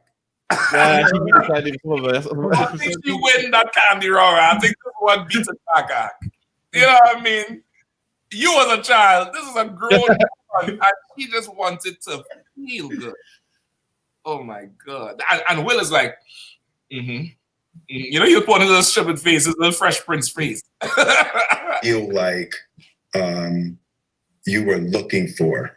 I just wanted to feel good. It had been so long. Oh boy. So last, even to ask the question, what did you feel like you was looking for? Brother, if you asking that question, you're Christian. God. What she was dick, nigga. That's what she's looking for. What else? Rod. She's looking for that thing to meet you. Looking for the baby foot. You know what I mean? She's looking for that thing to make her feel good. Now, if you have to ask that question, brother, you probably shouldn't be married. You need to come and, you know, get built up into being a man. If you have to ask that question, well, why did you go do it? She needed Rodak. That's what she's telling you. She needed to feel good. And then she goes on to say it's been so long. Since I felt good. Oh. Salakia. And I'm supposed to respect that. I guarantee you, on the break, Will had sex with nobody. And he can. But she's such a whore. But I ain't gonna say that because this dude here, his first movie, he was naked in a bed with another man. So he probably had sex with, you know, how Bounty said the trisexual, fucking man, dog, man, and girl. The trisexual, bisexual. So I ain't gonna say that. Right? And that's another thing. He into some, you know, whatever else. However, for this teaching moment here, this is a teaching moment for Black women to not follow the slut here. That's right. And for Black men to see what a weakling looks like. And this is what happens when you stay with a wicked bitch who is a slut. Right. You stay for the kids. You stay, you know, where we're going to try to make it work. And she just, every August, some rod going in her. That's right. Every winter is a new nigga in there. Brother, you're going to lose yourself, Ark. And he had to sit there on national TV and hear her say, I just wanted to feel good. And she say it's been so, look at how she say so long. Wanted to feel good. It had been so long. Oh. What we talking about? The time she wasn't feeling good? Oh, that's right. What are we talking about? Oh, shit. It's been so long, the separation, or she talking about that thing? August was banging on that bed like them That's aliens. cold as shit. That's cold as shit. You know what I mean? It was so long, and he had to sit there and take that. Brother, how to say it? This is Will. This is Will. Since I felt good. This is Will. Don't be like Will. You know what I mean? Do not be like him, Mark. It's a shame, Mark. It's an absolute shame. And because of social media, because of this age of woman empowerment and no slut shaming, younger sisters and stupid women are going to take an example from her. Mm-hmm. They're going to take a full example from her, and they're going to destroy brothers. Fully destroy brothers. They get a little bit more. And it was really a joy to just help heal somebody. Yeah.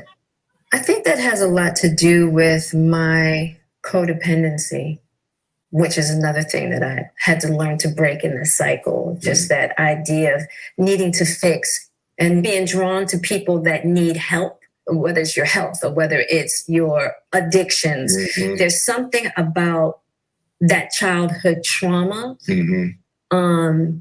that feels as though it can be fixed through fixing people. Mm-hmm. Versus. So that's why you suck another dick. Because you wanted to fix people. Oh, some dumb excuse, man. She said it's because of the childhood drama that made her codependent. I tell you, them ank women, them women who be wearing them anks, and brother, the childhood drama and the codependency, I just needed to fix. That's right. That's why I will. See y'all. That's why. Them words will convince nearly anybody in the world. It's a rough one if you're in the world with some broad like this in your house. Is fixing me. Yeah. And I think that whole process with all really showed me that and taught me that. And I'm really grateful for that lesson. I feel like that husband, like I'm with you at the press conference. I'm that husband. Now I got to be with you at the press conference while you like tell the world about your transgressions. Like I love my baby. I'm gonna stand by my baby no matter what. Well, I definitely understand why it would look that way or feel that way, but I actually don't look at it as a transgression at all. Through that particular journey, I learned so much about myself and was able to really confront a lot of emotional immaturity, emotional insecurity, and I was really able to do some really deep healing, and as I came through and started to realize certain things about you and I, he decided to break all communication with me, which was totally understandable. Right. And I let that be and hadn't talked to him since. Right. So it is a little weird that all this stuff is coming out now, since this was. Yeah, because for me, this was years ago. No, listen, he just said, he feels like, the husband at the press conference having to listen to her transgression. You know what he's saying? Meaning, what normally happens is the media will crucify a man, whether it's a black man or a white man, over having another woman, like what happened with Bill Clinton. Remember Bill Clinton with Monica Lewinsky? Right? And they crucified him because why? Hillary Clinton had to stand by his side throughout the whole thing. Same thing with Kobe Bryant. Remember when Kobe Bryant, that white girl in Colorado said he raped her, which he didn't. He had sex with the broad. She had 9 different men's semen in her. In the medical exam. Just sperm back, you're walking sperm back. ATMs. And they uplifted Kobe Bryant's wife because she stayed and she was in the press conference and she had to go through the embarrassment. So in essence, he's saying he is now taking up that role of being that jilted wife who has to sit at the press conference while the husband tells about his transgressions, and then the proud ass bitch gonna turn around and say, well, you know, it really was not a transgression, to tell you the truth. It really wasn't. You know what I mean? And it's damn near like a gender role changing. Even in this bullshit here where she's that whore that would, you know, wreck a household. It's the gender role. Give me the screen share one more time, man. Hold on, Kyle. I don't know if you all remember this picture. Come on, Constance, I remember this one. You remember this picture? Come on. What do you see? What do you all see here? We're seeing that he's behaving like a woman and she's behaving like the man in the relationship. Legs wide open, his legs crossed. Listen, they did that on purpose. They purposely did this to show, well, you know, there's this modern couple where a man could sit like a damn broad and she could open her legs like a man because, you know, she got stuff there that need to breathe. She ain't got nothing there to open up for. A nigga need to open up because you can't squeeze them drums. You know what I mean? That's why we sit wide, because, you know, you want to let them things hang. What is she opening up for? For August, sir.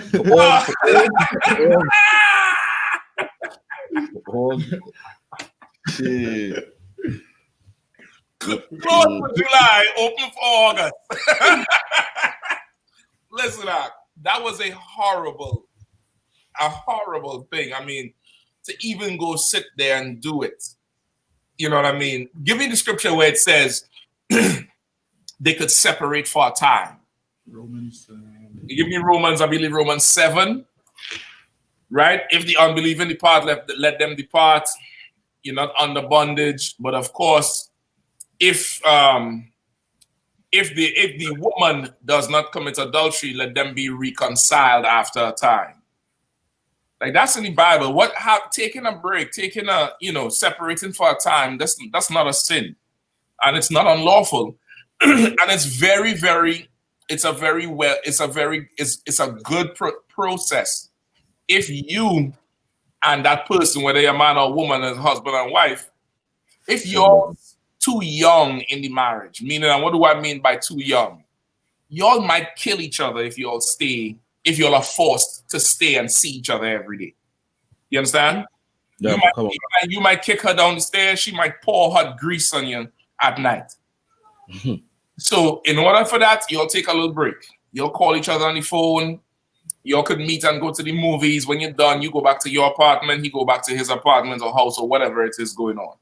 Until y'all can miss each other enough to not be so cold-hearted towards each other. And whatever happened in their marriage, who the hell knows? Will said, I was done with you. I was done. And she said, yeah, you kicked me to the curb, meaning she ain't even fighting it back, which I'm wondering who else she was fucking. I don't believe it's one man. Chat bagger, man. I'm telling you. Yeah, you get the point? So, let me get the scripture. You found it? Come on, I can't say. Go ahead, read it from me out. 1 Corinthians chapter 7 and verse 10. And unto the married I command, yet not I, but the Lord, let not the wife depart from her husband, but... Say it one more time. Let not the wife depart from her husband. Let's say it one more time. Let not the wife depart from her husband. Go ahead. But, and if she depart, let her remain unmarried. That's it. Like, you ain't supposed to depart from him. And why does it say let not the wife depart from him? Why does the scripture say that part? Because she can't have another man, say. Okay, that's true. But it says if they depart, which means the departing here is not her going for another man. The departing is separating. It says let not the wife depart from her husband. That meaning that should not happen. Why is it saying it there? So I can say that the woman shouldn't leave her man. She shouldn't depart. They shouldn't have to separate. Because sex is marriage, sir. Well, okay, this is not saying they're not married. This part of departing meaning y'all are no longer staying in the same place or around each other as much. You get the point? Y'all are separated. Why is that in there?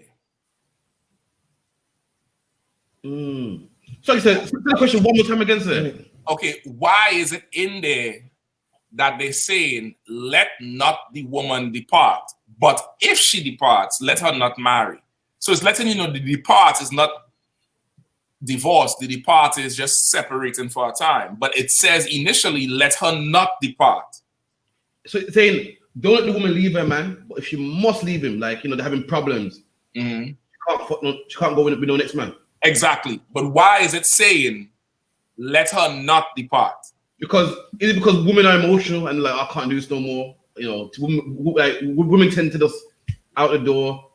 I'm going back to my mother. How many times?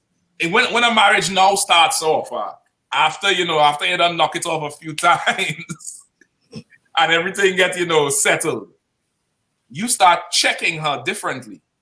The checking start coming up. You start getting a little bit more serious because now the honeymoon period of the marriage, quote unquote, is over.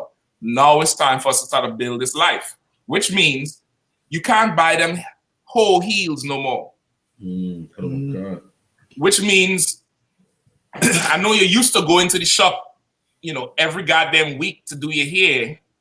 Let's trim it back to every other week.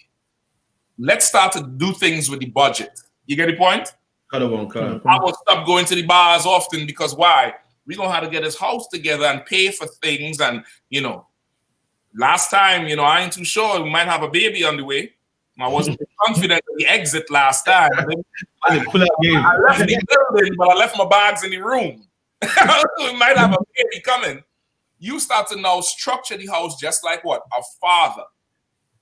And she can't take it because this world tells her that man is to make her feel good. Just like how Jada Pinkett said. Right. I want to feel good. When the Bible is that man replaces your daddy. See how daddy used to dig in your shit and check you and correct you and go to your room? Now this is him. And your daddy is supposed to give you to a man like unto himself. So now that started to happen. She started getting frustrated. I need to separate. Baby, don't go. Listen, they're making a mistake. Let her not depart. But if she does go back to her parents' house for a month or 2 or 6 or a year, she can't have no rod over there. That's right. You understand? And that's why it's in there, because it's not normal. That's not what I want to say, but it's normal for women to feel like they have to go somewhere. You understand? Because they're under you. Now they're under you. They need a break. Some of them don't want to talk to you. They're in their feelings about some shit. What's going on? Tell them what they don't want to talk. That's her passive aggressive trying to depart the situation. You get the point? Kind of one concept. Too much of that, she'll physically depart. You get the point? And that's fine if it have to go there. Ain't no crime in it. And a brother don't want to go through that because you're watching her go. You get the point? Don't nobody want the woman to go. You get the point? But it's not unlawful as long as she don't become a whore. You remember in Judges 21? Leave that, brother. Benjamin? The whole thing started because the Ephraimite brother, his rib left him and went back to her father. That's right. And I think it said she played the whore for him, and he still went after her. And he should not have. You understand? He should not have. He should not have done that. She should not have whored on him. She should not have left him to go there. You get the point? I think she has sex with Org, sir. Org reckon everything. Org was back there. Let Org be the name of it. Org is the new Tyrone. You remember Erykah Badu had the song called Tyrone? Tyrone, call Org. You better call on Org. Call for August. Yeah, I mean, Tanya Stevens says she go draw for the she go draw for she finger. Nah, draw for Org now. You don't need nothing else but Org. You understand? Like, it's separating for a time, but you ain't supposed to go marry nobody else. And using that as an excuse like she did, she totally defeated this brother here. She totally defeated him. he asked her, well, he asked him, he want closure. So, well, what happened? Why you do it? What was you, he said, what was you looking for? She said, I wanted to feel good. And I didn't feel good in so long. They've been married 25 years. Before that, she was with Tupac. So how long was you not feeling good? It's a rough one, huh? It's a rough one. Moral of the story, don't marry a slut. That's right. All that glitters is not gold. So like you said, even Will Smith was saying, with the Tupac situation, he was saying obviously Tupac was like the gangster rapper and he was like some comedian, and like Will Smith, not like women don't really like comedian men. So like I say that again, sir. You saw the interview. Can't say yeah, where he was saying he was jealous of Tupac. Tupac was this gangster and this hardcore man, and I was just Will Smith from Philly. so even he knew that basically if Tupac was still alive, he knows Jada would have been Tupac's woman and not his woman. That's I kind of so mad I can't find it. If anybody knows where the interview is, wait, who sent it? I can't say I sent you it, say. Okay, let me see if we could get to play it, because he said, you know, there was already friction between two of them because of the image. That he was this clean Hollywood actor and he was, you know, America's Most Wanted. And America's Most Wanted was hugging on his woman and she would cry about him and all this type of bullshit. And he had to eat that shit. And he was like, this shit would drive him crazy until he had to become, you know, what they call the bigger man or some bullshit like that. So like I said, there's a next interview with Tupac as well when he's saying how Jada's his one heart, his lung, his kidney, all of those things. It's like Jada can have my one heart, she can have my lung. I'm gonna find it for you right now, sir. Listen, I'm gonna find it for you right now. Listen, I need to know. I think that's gonna be part of my question here going forward. If I take any more women, that's gonna be one of my questions. Is there somebody that you love like Tupac? Because if that's the case, I ain't paying shit for you, bitch. Salaki. There's no dowry worth that headache. There's no dowry worth that. I don't care how cheap you come. You're not worth the headache. Salaki. You know what I mean? Correct. Let me get it. I think I'm go about found it. Let me get that screen share one more time. And then we move off of this one. I think we devote too much time to the whores of the earth. I feel sorry for the brother, man. I can't believe someone. It's rough. It's a rough one. That is trending right now. Will Smith admitted that he was jealous of his wife Jada's friendship with Tupac Shakur when he and Jada first started dating. And this is what Will had to say on The Breakfast Club. Ever jealous of the love Jada had for Tupac? Oh, yeah.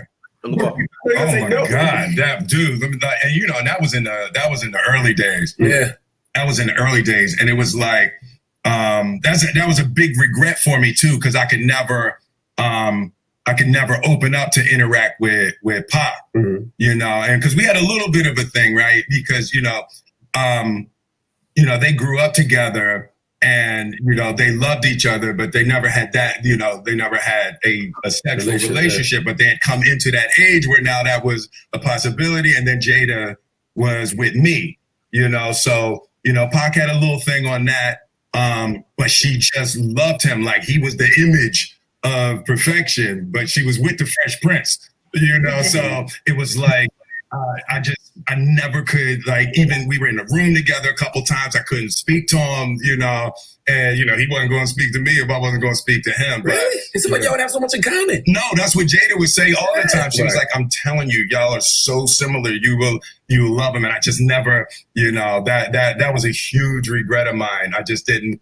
Salaki, if you talking to me about another man, it's gonna work. I don't want to hear nothing. I don't want to hear exes. But you don't know nobody before me. What the fuck you talking about? What you talking about?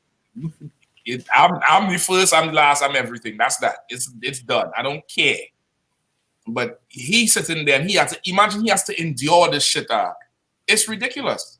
It's absolutely ridiculous. I couldn't handle it, you know. And listen now, okay, he said something here, I kind of glossed over it, but when I taught the class, it was so heavy, where he said he couldn't even talk to the brother as a normal person because of her. Now imagine these are two celebrities. You know, usually when celebrities meet, they talk. He said he couldn't even talk to the brother, and then he got killed. So now him and this brother could have had a normal, meet a normal circumstances without any of the history coming forward. But because of how this world structures a marriage, he's married to Tupac also. Like he's married to every friend this bitch has. Whether he like them or not, he don't have a goddamn choice. Not in my house. Salakia. I ain't handling that.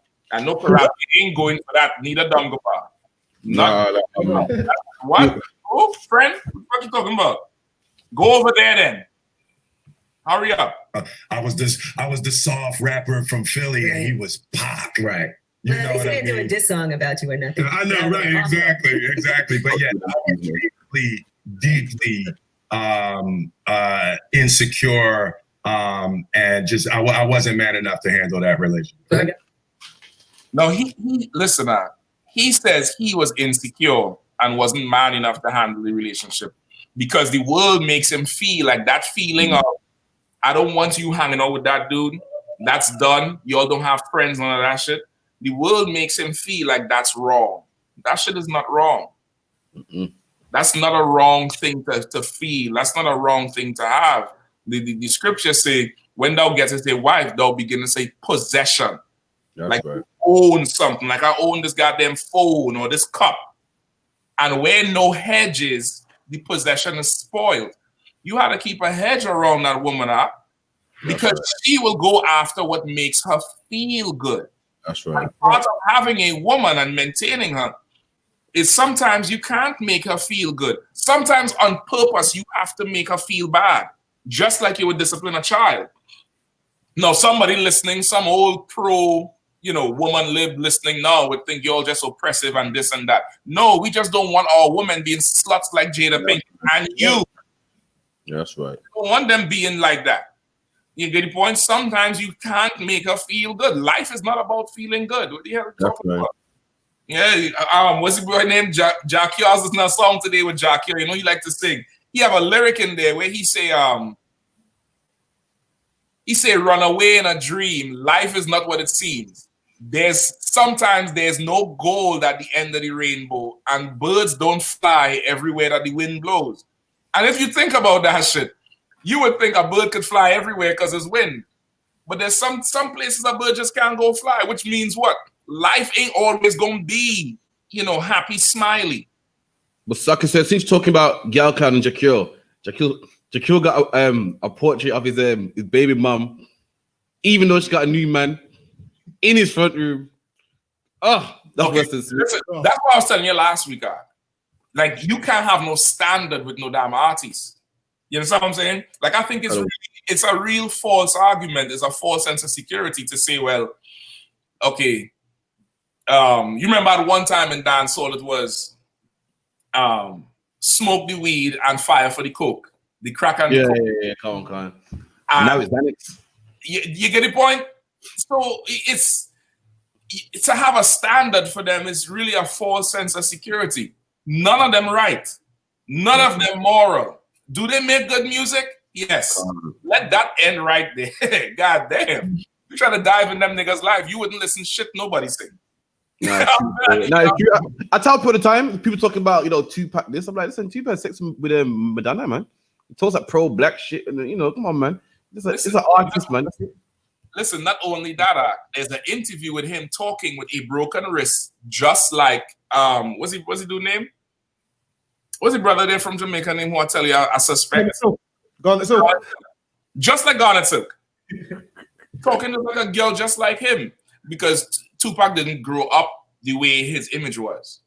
That's right. He went to ballet school and art school. That's where he met Jada Pinkett. I think in Baltimore. I think that's where they met. You get the point? He didn't grow that image. That image came after. You get the point? That's probably why Jada Pinkett is saying him and Will Smith were so close in personality, because they was pretty much the same guy. Just one took on that image, the other one took on another image. You get what I'm saying? Lesson Lesson of the day is don't be like her. Let me just play this last clip Dumgaba sent for me here. Let me get a screenshot one more time. All right, and then we go for a quick break and we come on back. All right. This is it, right, Dumgaba? Come on, sir. Jada's my boy, Jada Pinkett. Jada's my heart. You know what I mean? She will be my friend for my whole life. Or maybe I'll be down to scoop you up later. Why he stress friend? You know what I mean? She will be my friend for my whole life. Or maybe I'll be down to scoop you up later in life. You ain't all shriveled up. We'll be all together. Be like Ozzie Davis and Ruby D. You know, you always got a place in my heart. She can have my one heart, my liver, my lungs, my kidneys, my blood, marrow, all of that. Salakia. Listen, if he feels that strongly about you and you feel that strongly about him, go marry the nigga. Exactly. Go be together, man. Go be together, man. Go be together, man. Don't bring that bullshit to me and make me have to deal with his shit. I ain't going through that. Go give him your liver. Go give him your liver. Conte is talking about he's going to give her his liver, his lungs. Listen, if my rib needed any man's liver or lungs, she's going to have to come back in the reincarnation and having no next man's liver and his lung. I'll just see in the reincarnation, sir. It's like if she wants to live with it long, he might as well give her his right as well, man. Listen, that's how he gonna get. That's how he gonna find out she need a liver. He gonna be digging it up. You want to live with it long? You know what?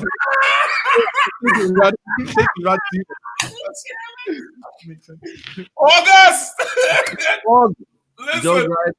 Listen. August defeated Agent J in Men in Black. August defeated the nigga from Wild Wild West. He defeated the Fresh Prince. Who else? iRobot. What's his name? iRobot. August defeated Mike Larry. Say Mike Larry. Mike, come on, Mike Lowry. Mike Larry. Mike, listen, brother. It's all in the choosing. It's all in the choosing. Give me that last one out in the Apocrypha where one does it on another. It's like you said, Trooper Tazarpan, he wants to know why you're dissing Garnet Silk. I don't think he knows. I felt the same way when Captain Bishop brought it to me. I was like, what? You can't just Garnet, man. Okay, first off, Akim, I'm not dissing anybody. I'm just telling you what is obvious, right? That's it. I'm not dissing anybody. I like Garnet Silk music. I like when he do covers and he plays over stuff. He have a cover he did of Ray Charles and what's that white boy who just smoke all the weed? He a country singer. He's with 2 braids. He's a white boy though. Oh, smoke a ton of weed. Weed. But him and Ray, Willie Nelson and Ray Charles did a song called Seven Spanish Angels. The song is bad as shit. It's about, this Mexican and his woman in a shootout with the law, but it's only white men. And the men killed her husband. And she was like, I can't live without him in this earth. And Lord, let me go out in a blaze so I could meet the man. I could meet up with my husband. And she started shooting after them. Garnet Silk did a cover of that track and it's bad as shit. His music is great. But I've seen him do an interview acting like RuPaul. And I don't care about the music at that point. I'm going to say what it is. You understand? Like, it is what it is. You know what I mean? Bounty Killer beat woman in she head with a hammer. Am I dissing Bounty by saying Bounty beat woman in the head with a hammer? No, it's the truth. You understand what I'm saying? It's the truth. I ain't dissing him, but shit. Garnet did look a little bit suspect. So like you said, there's a picture. You seen the picture in it? That picture when he's sitting there and he just looks so gay sitting there. You seen it? Listen, I don't like to talk about it too much because I know how deep the admiration for our artists is. I know how deep it runs. But you understand what I'm saying? Come to. We're gonna try to find the pictures there that we on about. I mean, I could find. I know I could find the interview. You find the scripture there? Come on. Come to. Just read the scripture in the meantime. Ecclesiasticus chapter 36 and verse 21. A woman will receive every man, yet is one daughter better than another. Oh, that's a cold one. Read that one more time. A woman will receive every man, yet is one daughter better than another. Right? The scripture says a woman will receive every man. Meaning what? What does that mean? Who could break that down? It means a woman will get with any man. Like, she ain't got no kind of standards like this. She'll get with a rapper. She'll get with a man that does this, a man that does that. And there's women who are better than her. So one daughter's better than another, meaning. In other words, she'll get with whoever. Finish my thought. Come on. Whoever makes her happy. Whoever makes her feel good. Because she ain't felt good in so long, brother. And so long could be this morning. That's the rough part about it. So long could be this morning. Read it one more time. A woman will receive every man, yet is one daughter better than another. Right? A woman will receive every man, yet one daughter is better than another. How will you know this daughter is better than the other daughter? It's like it's by choosing carefully. You choose carefully, but how would you even know? In order to know which one is better than which one, you have to court them both. That's right. But you ain't gonna do that. You ain't gonna just start dating everybody. You have a budget, though. You know what I mean? You have enough money to court everybody. The answer. Just think UPK. Don't think the world. Think UPK. How would you know if one daughter is better than another? By courting them, you spend time with them, and which one's got better, which one's more virtuous. Okay, but then you'll have to court them both. You understand? And if you got broad shoulders like me, you're going to be courting about 4 or 5 at the same time. You can't do that. Think UPK. You're interested in this sister. What do you do? Get a report from a camp leader, say. Speak to her father. Who is her camp leader in this situation? Her father. Her father. And her father will say what? He'll let you know she's ready. If it's a brother, I'll let you know she's ready or she's not ready. I mean, not if it's a brother. In UPK, we all brothers. So you're going to get the right counsel. Come on. You're going to get, this one is not for you. I know you. Nah, let some young brother deal with that nonsense. She ain't ready. She a little simple. You understand? Or this one is prime, I'm trying to tell you. It's a good broad. It's XYZ. Blam, blam, blam, blam, blam. The dowry gonna be this much. But she have this problem, that problem. But other than that, she's straight. Somebody's gonna tell you which daughter is better than which one. And then you get to choose.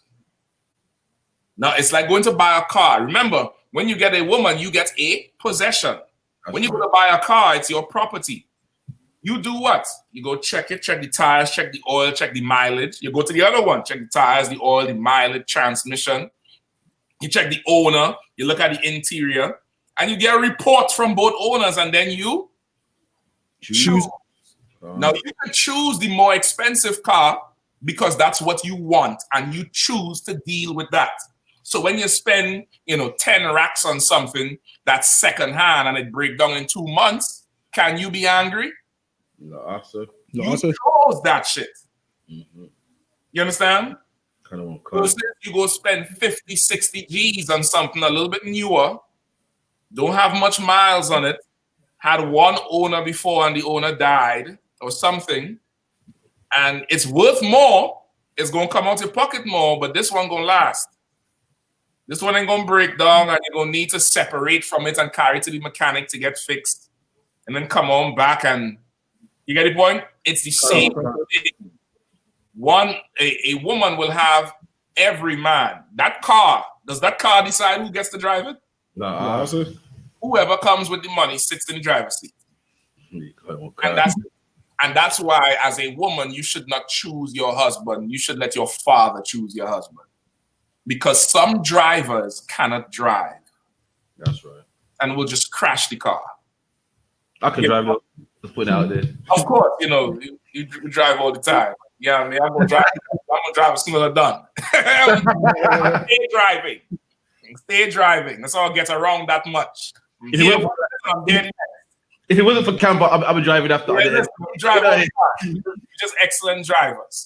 That Parasha, he ain't here because he's driving. He's driving. They all drive. They're excellent drivers over there in the UK. We drive manual, bro. We drive manual as well. Yeah, it's manual. Y'all doing all this clutch work and all that thing. You know what I mean? You know, a little bit more advanced. It's a lot. But you get my point.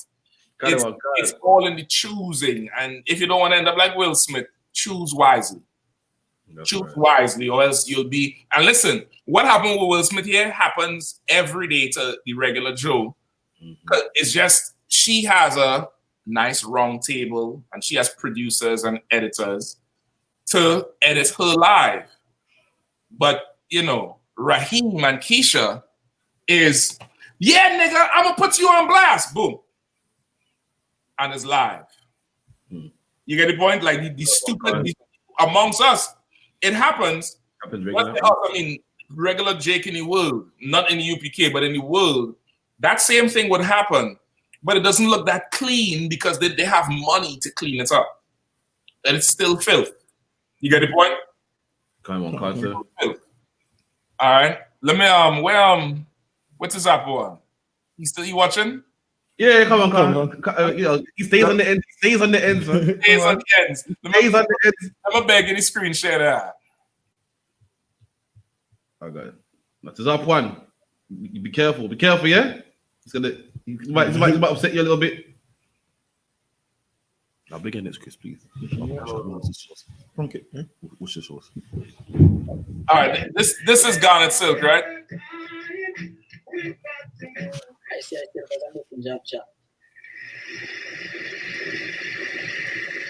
All right, hold on. His hands a bit bent up still.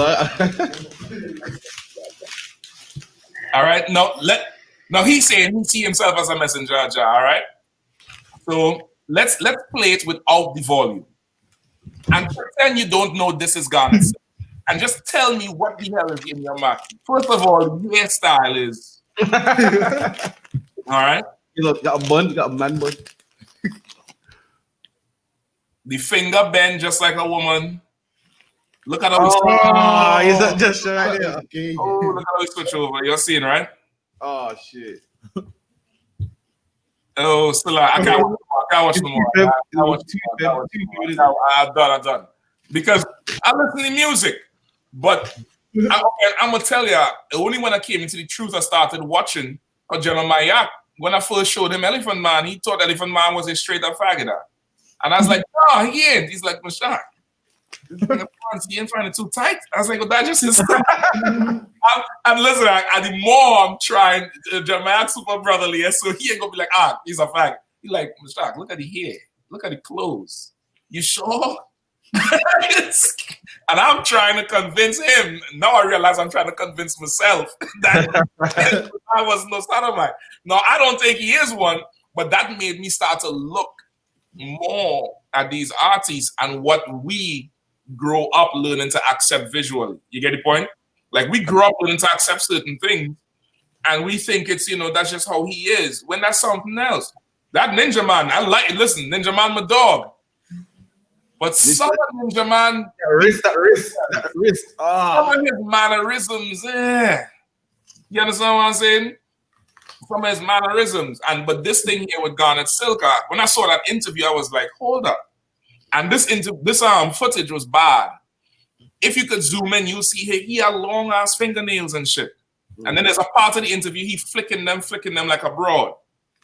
And you see how he switches shoulders over and he brother, now listen, maybe he's not a sodomite, but he has that feminine vibe because he done been molested young, which growing up in the Catholic and the Christian church, damn near every child done go through something. You get the point?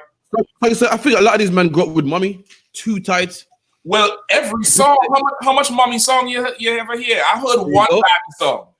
And so it died trying to save his mommy, well, anyone would, to be honest, but nigga loves mommy too much. Okay, I think everybody's like that. Everybody's like that. Beanie is mommy, Bounty is mommy, Sizzler is mommy, Boys to Men was mommy. I've heard one nigga sing about his father, and that's Movado.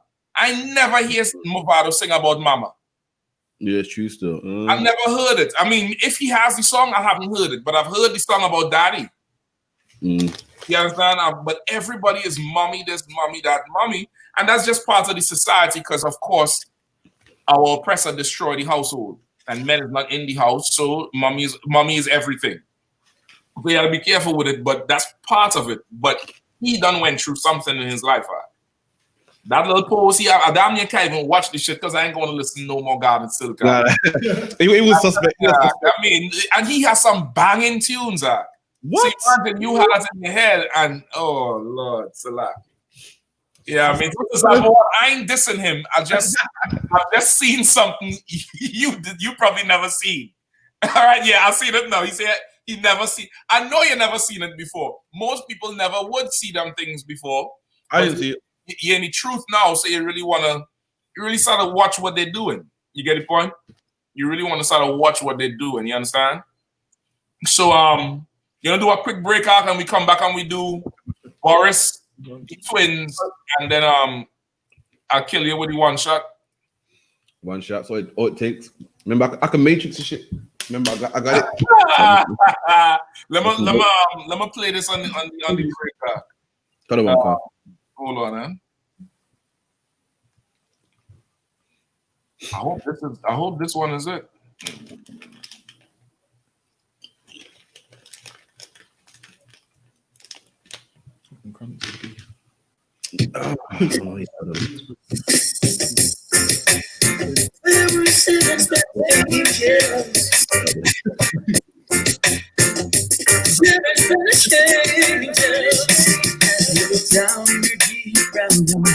She said, say a prayer for me. She put her arms around him. Whispered, God will keep us free. They could hear the riders coming. He said, this is my last fight. If they take me back to Texas, they will take me back. There were seven. Now you play right though. Only in the valley and the smoke there was thunder from the throne. Spanish angels took another angel. She reached down and they said, that's a word for now. she said, Father, please don't yeah, she knew the God was empty, and she knew she couldn't win. Final prayer was there were seven Spanish angels on the altar of the sun. They were praying for the lovers in the valley of the God. When the bottle stopped and the smoke there was thunder from the throne. The seven Spanish angels took another angel. He looked down, she said, say a prayer for me. She threw her arms around him. He said, all the people's faith. The leaders coming. He said, this is my last fight. Take me back. I swear that is. There were seven Spanish angels up the altar of the sun. They were praying Who's your both guys? in the body of the gun. When the boss and people there was thunder from the throne. And seven Spanish angels. Here I come again, before your presence we stand. Back of my ends was like, Watch over shoulders tonight and help us live our words tomorrow. Let's not forget where we're from. mom all like jumping in mom's shoes. Like, oh. You need to laugh off it. I'm gonna do it. That shouldn't take a grudge and I will. How come money feel like that? They didn't look at you. Let only truth come from my lips. Bless our soul, talk it out, we can make it. Watch over shoulders and help us live our words. Let's not forget The beard, oh, what the beard like? What that shit?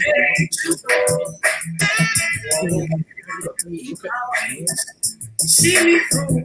Look at how money was that game. Look. You lifted me when I was down. You have me standing on higher ground.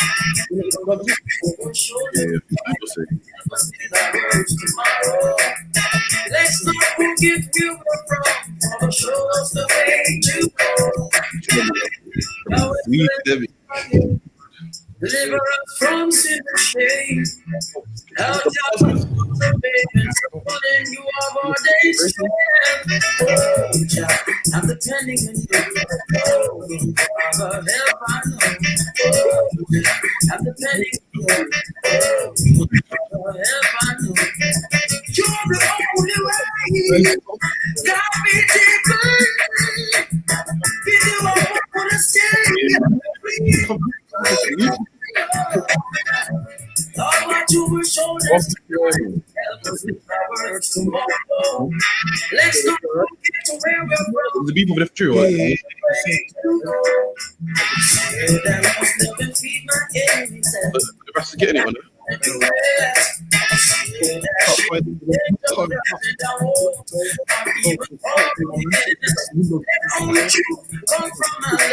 Bless our souls, without you,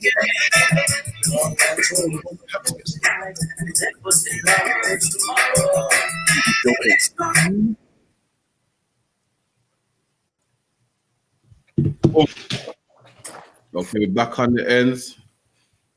Captain Mashak, Officer Rafia, Officer Dumgabar. You know what I mean? We're gonna go into a quick topic. As you all know now, you know, it's Black Lives Matter. You know, people are tearing down statues of, you know, racist slave owners. You know what I mean? Big celebrity leaders and so forth are taking a knee to, you know, to show people, you know, we don't agree with this. So they asked Boris Johnson. You know, for anyone that don't know, Boris Johnson is what? The Prime Minister of the UK. You know what I mean? Would he take a knee? And this is what Boris said, man. You know what I mean? Let's, you know, Boris is the Prime Minister who a lot of black people voted to be in 10 Downing Street. So for anyone that voted for Boris Johnson who's black or Hispanic and maybe Indian, this is what he thinks about us. Now, oh shit, recently Boris got a new haircut. It's in the news. Boris finally got a new haircut, man. And it's semi-decent. It's about time, semi-decent. It was so big, it hit the news. It was pounding. He's probably hearing so much people talking about his damn, you know, that haircut. Boris was looking like he was snorting crack with that damn hairstyle. Shabby blonde. You know, let me see if I can find it. He got a new haircut. It's looking set. He's looking like a prime minister now. How old is it? It's pretty kind of calm. Yeah. Let me show you. Looking, he look like he's been to a black barbers as well. Man, I'm fucking just.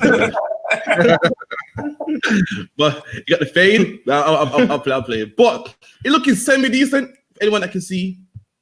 Nah, man, he still look like a damn crackhead. See, this is 4 days ago. What Boris' new haircut tells us about his approach to grooming. So you know, it's like look, you know, I think he's trying. You know what I mean? He's looking, you know, semi-better. Nah. So like, I can't save you. Hold on that picture. That picture looked like one of them boppy who gonna stop you in the damn subway. That's what he looked like. He looked like one of them dumb Millwall supporters who's a police. That blonde shit, man. Oh, is it gone now? Oh shit. I think you're past it. Oh no, it was this. Whichever one you. Come on, Ark. Look at that thing. It's like you put a do-rag on top and just flattened it. Out. I'm not impressed, Boris. I'm not impressed. I'm not impressed. I think that haircut would look better if he would take a knee. Oh, yeah, I think he will. And kiss some boots. Kiss boots, according to Yatazak. Yatazak said now he got to kiss boots. Kiss boots. As Dangaba said, you kiss the boots, then maybe you get a good haircut, man. Yeah. Maybe you'll get the coronavirus. Go ahead. Well, he already got the coronavirus, so that part's done. But maybe if you kiss the brother's boots, you know what I mean? If you kiss Shamgar's size 15s, you probably get a good haircut, man. So like I'm gonna do. So like I said? I say yeah, so what's next? Yeah, I'm gonna show you the video with Boris Johnson now, saying, giving his approach about taking the knee. So here it is. Would you take the knee, Prime Minister? What I want to do is do substantial. Well, let me give you. Hold on, pause that there. Look at this guy for real. I mean, you know who he looked like? You ever see Lord of the Rings? Yeah, color one, Kyle. Them things the wizard create that come out of the mud. When they take the helmet off, it's Smiggle, is it? Not Smeagol. The big wizard who was up in the sky with the eye. He made some things that come out some like beasts. He make an army, but they had on armor. But when you take the helmet off, it looked like him. Yeah, you know what? You're right. You know, it actually does. His eyes all bent up. He looked like, oh my God. Go ahead and play, Mark. I know he's gonna say something stupid. So far, it's stuttering. You know, it's saying, well. Want to do is do substantial. Well, let me give you my answer. I don't believe in gestures. I believe in substance. I believe in doing things that make a practical difference. So if you look at what this government has done over the last few years, look what I did when I was running this city. I massively increased, for instance, black representation, black and minority ethnic representation in the Metropolitan Police. We increased the proportion of recruits. We had an active program to accelerate promotion for great black police officers. And I want to see that happen across the country. And what we've seen in the last 10 years is more young black kids doing the toughest, crunchiest subjects in school. Yeah. We've seen more young black kids going to some of the best universities in this country. And that's what I want to see. I'd rather see a story of championing success and talking about the opportunities that we can open for young black people. That's what I want to see, and I'd much rather work on that. But of course, there are injustices that we need to rectify. There is prejudice out there. Of course, there is prejudice out there, and we need to fight it. Are you a Raab or a Starmer? Would you take the knee? Dominic Raab, your colleague, would not. Sir Keir Starmer, your opponent, would. I tell you what. Honestly, yes or no? My answer is, I don't want people to be bullied into doing things that they don't necessarily want to do at any given. I'll give you the reason. If you think what happened with those police officers standing at the cenotaph, or where they were being really insulted in quite aggressive terms by some members of the crowd and told to take the knee. And some of them did, and it was very difficult then for the others who didn't. And that's my position. I think it's very, very important that you don't do things that make life difficult or embarrassing, particularly for people. As senior officers have said, officers should. Now, hold on. Like, okay, he's not as stupid as he looks. That's right. I'm gonna tell you that straight up. Like he said, I don't believe in doing gestures. I want to do something that matters. And that's the truth. And that's white supremacy, right? Black Lives Matter met with Hillary Clinton a few years ago. They ran up on her on some backstage. Somehow they got backstage. And they ran up on her and they was like, Hillary, blah, blah, blah, blah, blah. We feel like y'all ain't doing shit. So she's like, what do y'all want? And they said, well, we want to be treated fairly and equal rights, and not equal rights, to be loved, some lovey-dovey shit. And Hillary turned around. So I don't know, don't go back, see if you can find it. Hillary turned around and said, I can't change the hearts and minds. What you talking about is changing hearts and minds. I can't do that. Nobody could do that. And I don't think I even want to change hearts and minds. She said, what y'all could do is tell me what y'all want, like money or buildings or this or that. And you believe these Black Lives Matter people couldn't say nothing? Because all they wanted was the white man to love them. And Hillary told them, that's changing hearts and minds. Meaning, if these devils want to hate you, let them hate you. And I'm not going to force them to like you, but I will, if you want more of the economy or more business, or come with something, a plan that we could do, and then we could talk. And they didn't have a plan. You get the point? And it's kind of similar to what he's saying, where it's a gesture. Taking a knee is a gesture. It is a gesture. And they should do it because they made us take knees by force. The same way he's saying he don't want to be bullied into taking a knee. They made us take knees by force. But I don't know what he's saying. Now, if that's the case and you don't want to do any gestures, also making more black police officers is also a gesture. That's right. That's also a gesture that doesn't do anything, because why? Them young brothers who you put in on the police force, they're not arresting no Albanian bringing in AKs. They're not arresting no Slovenian bringing in cocaine and heroin. They're not doing that. You put in more black faces. So when you go to oppress Brixton and Croydon and the estates, that black people will be more accepting to your oppression. That's a gesture. You understand? Like, that is not actually doing something to help black people. What would help black people? One, let the Queen give Maduro back his billions of dollars in gold. One.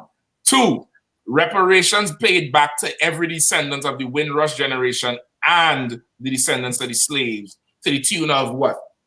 What are you going to take, Karafia? What are you going to take right now? 10 million? So I want a city, me myself, a whole city to myself. Of course, well, you don't get Preferably, bro. Bro. I want the whole city. I want the mine, all the all the parts of it, all the areas. I want it personally. That's just me. Listen, we're gonna get them cities under Christ. But what they should do is do something tangible to actually change the lives of black people. Making more black faces on the police force is just putting oppression in blackface. That's right. Because them same brothers is going to be cracking people's head. Them same brothers is going to be falsely arresting people. It's not going to make any difference. Shalom, it's not going to make any difference. You understand? It's not helping the black community by having more black police officers. That's also a gesture. You get the point? If I may, if you don't believe in gestures like he claims, then why is he singing the national anthem, man, with his hand on his chest? That's a gesture right there. That's right. If you don't believe in gestures, then why does the Queen knight people? She puts a sword on a man's shoulders, then the other shoulder. Is the Queen tomorrow say, listen, I'm gonna call you Sir Boris Johnson? He would gesture. He would get on that one knee. He would get on that knee as she knights him. That's He's right. not gonna say, sorry, Queen Elizabeth, I don't believe in gestures, man. He don't believe in gesturing to black people, man. He's not getting on his knees to know black people, and that's the excuse, and fair enough. But just know that you will need when that time comes, man. Listen, I pray he kneels pretty soon. And okay, he said one more thing. He said when he saw those cops lined up and the people berated them into taking the knee, some took the knee and then some didn't, and then it made it really hard for the ones who didn't take the knee. So what he's saying is, if one person bends, we all now held at a higher standard. Yes. Meaning, because he went on to say, I don't believe in doing something that's going to make life difficult for others. Meaning other white people now are going to have to, bend and do gestures. And he's not about doing that for black people. He'll do it for white people, though. You know what I mean? He'll do it. But Boris Johnson is a filthy, disgusting, Right. He's a bastard. He's a bastard. Like every European leader who's benefited from our oppression. He's disgusting. That haircut is a gesture, but he got one, though. It's a disgusting gesture. I think, like I said, we try to do it here. At least he look a little bit more presentable now. But before, brother, he looked like a goalkeeper from the 80s. The wickedest thing, Boris Johnson's not even born in England. He's born in New York, man. How does that happen? I thought you can't be prime minister unless you're born on the island. You serious? I'm dead. Well, as American, as Judite say, I'm dead ass serious. You dead ass B? I'm dead ass serious. So like you said, also with Boris Johnson saying how he doesn't want to be forced into doing the gesture. What he did is he bowed before the Queen, but I'm glad he said he doesn't feel like he wants to be forced into doing the gesture, which means now when it's Memorial Day, I don't want to be forced into doing this 1 minute, 2 minute silence when I'm at the slavery, because I don't want to be forced into doing the gesture. So I'm gonna do the same thing. I'm gonna say, well, Boris said he don't want to be forced into it, so I'm gonna make all the noise in the world and say, I don't believe in doing a gesture. That's what I'm aware that exactly how he worded it. That's right. Okay, that's the get them right hand. That's right. Because there's Memorial Day, they make it with a little gay little puppy, right? The puppy, Kawan Khan. Whole little puppy, and it's a gesture, not bringing nobody back. That's right. And most people don't even know what it is about. So what is it really doing? It's a gesture. So I'm not wearing it. No, keep it memorial. And you don't remember none of the black soldiers anyway. You know what I mean? So he for sure right. Tell me about them 2 kids he deports with his. I'm not doing any gestures behind. Okay, so we're gonna go to an article now. So there's as you know, Boris been deporting the Windrush and so forth, and Theresa May, and a lot of us thought that was over. So 2 brothers, I believe in the 20s, who are actually twins. They both got deported. They must have committed a crime or so forth, and they're getting deported back to a country that they've never been to from they're young. But this is the crazy part about it, man. This is what's mad about the Prime Minister, that if he thought his hair was funny, come on, man, it gets worse. And it reads, UK-born twins face deportation to different countries. How can 2 twins get deported to 2 different countries, man? That's crazy. That's the twins. So I don't care what the age gap is. Usually twins can be born an hour apart. But listen, I don't care if it's an hour apart or 2 hour apart, man.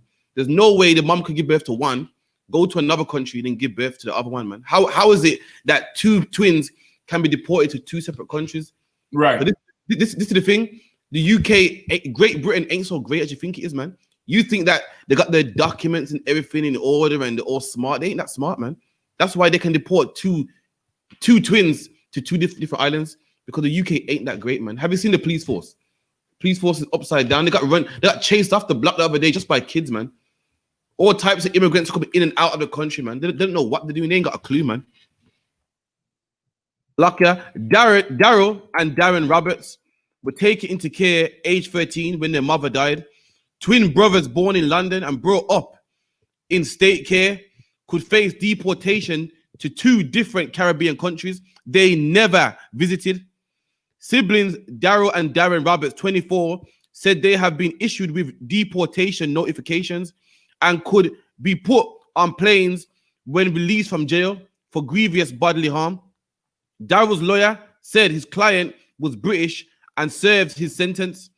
The Home Office denied it had issued a deportation order. Neither Daryl or Darren Roberts are currently detained under immigration powers, nor are they subject to deportation orders, said the spokesman. The Home Office considers carefully all cases where an offender is suspected or being potentially liable for deportation, and it has particularly responsibility where the offending is prolific or high harm.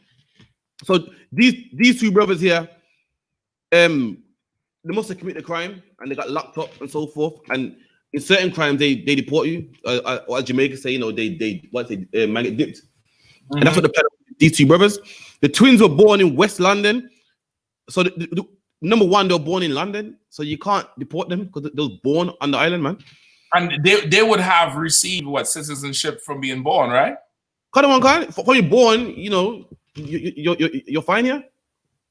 But the Home Office don't have their papers straight. That's why the Windrush got deported in the first place. When it comes to black people, their papers are never straight, man. Meanwhile, Romanians come here in the back of lorries. Turks come here in the back of lorries. Ethiopians sneak in and Ethiopians sneak in. But black people with the right papers get deported, man. And this is how you know that it's called the Windrush scandal for a reason. It is a scandal, man. How do you know it's a scandal? How can 2 brothers born in England, twins, get deported to 2 separate islands, man? That shows it's a scandal. And somewhere they messed up, man. And this shine light on the fact that they are doing black people dirty, man. Right. Slovakia. The twins were born in West London to parents of Caribbean islands of Dominica and Grenada, with neither parent having UK citizenship. They were taken into Ealing Council Social Services at the age of 13 when their mother died and their father returned to Dominica.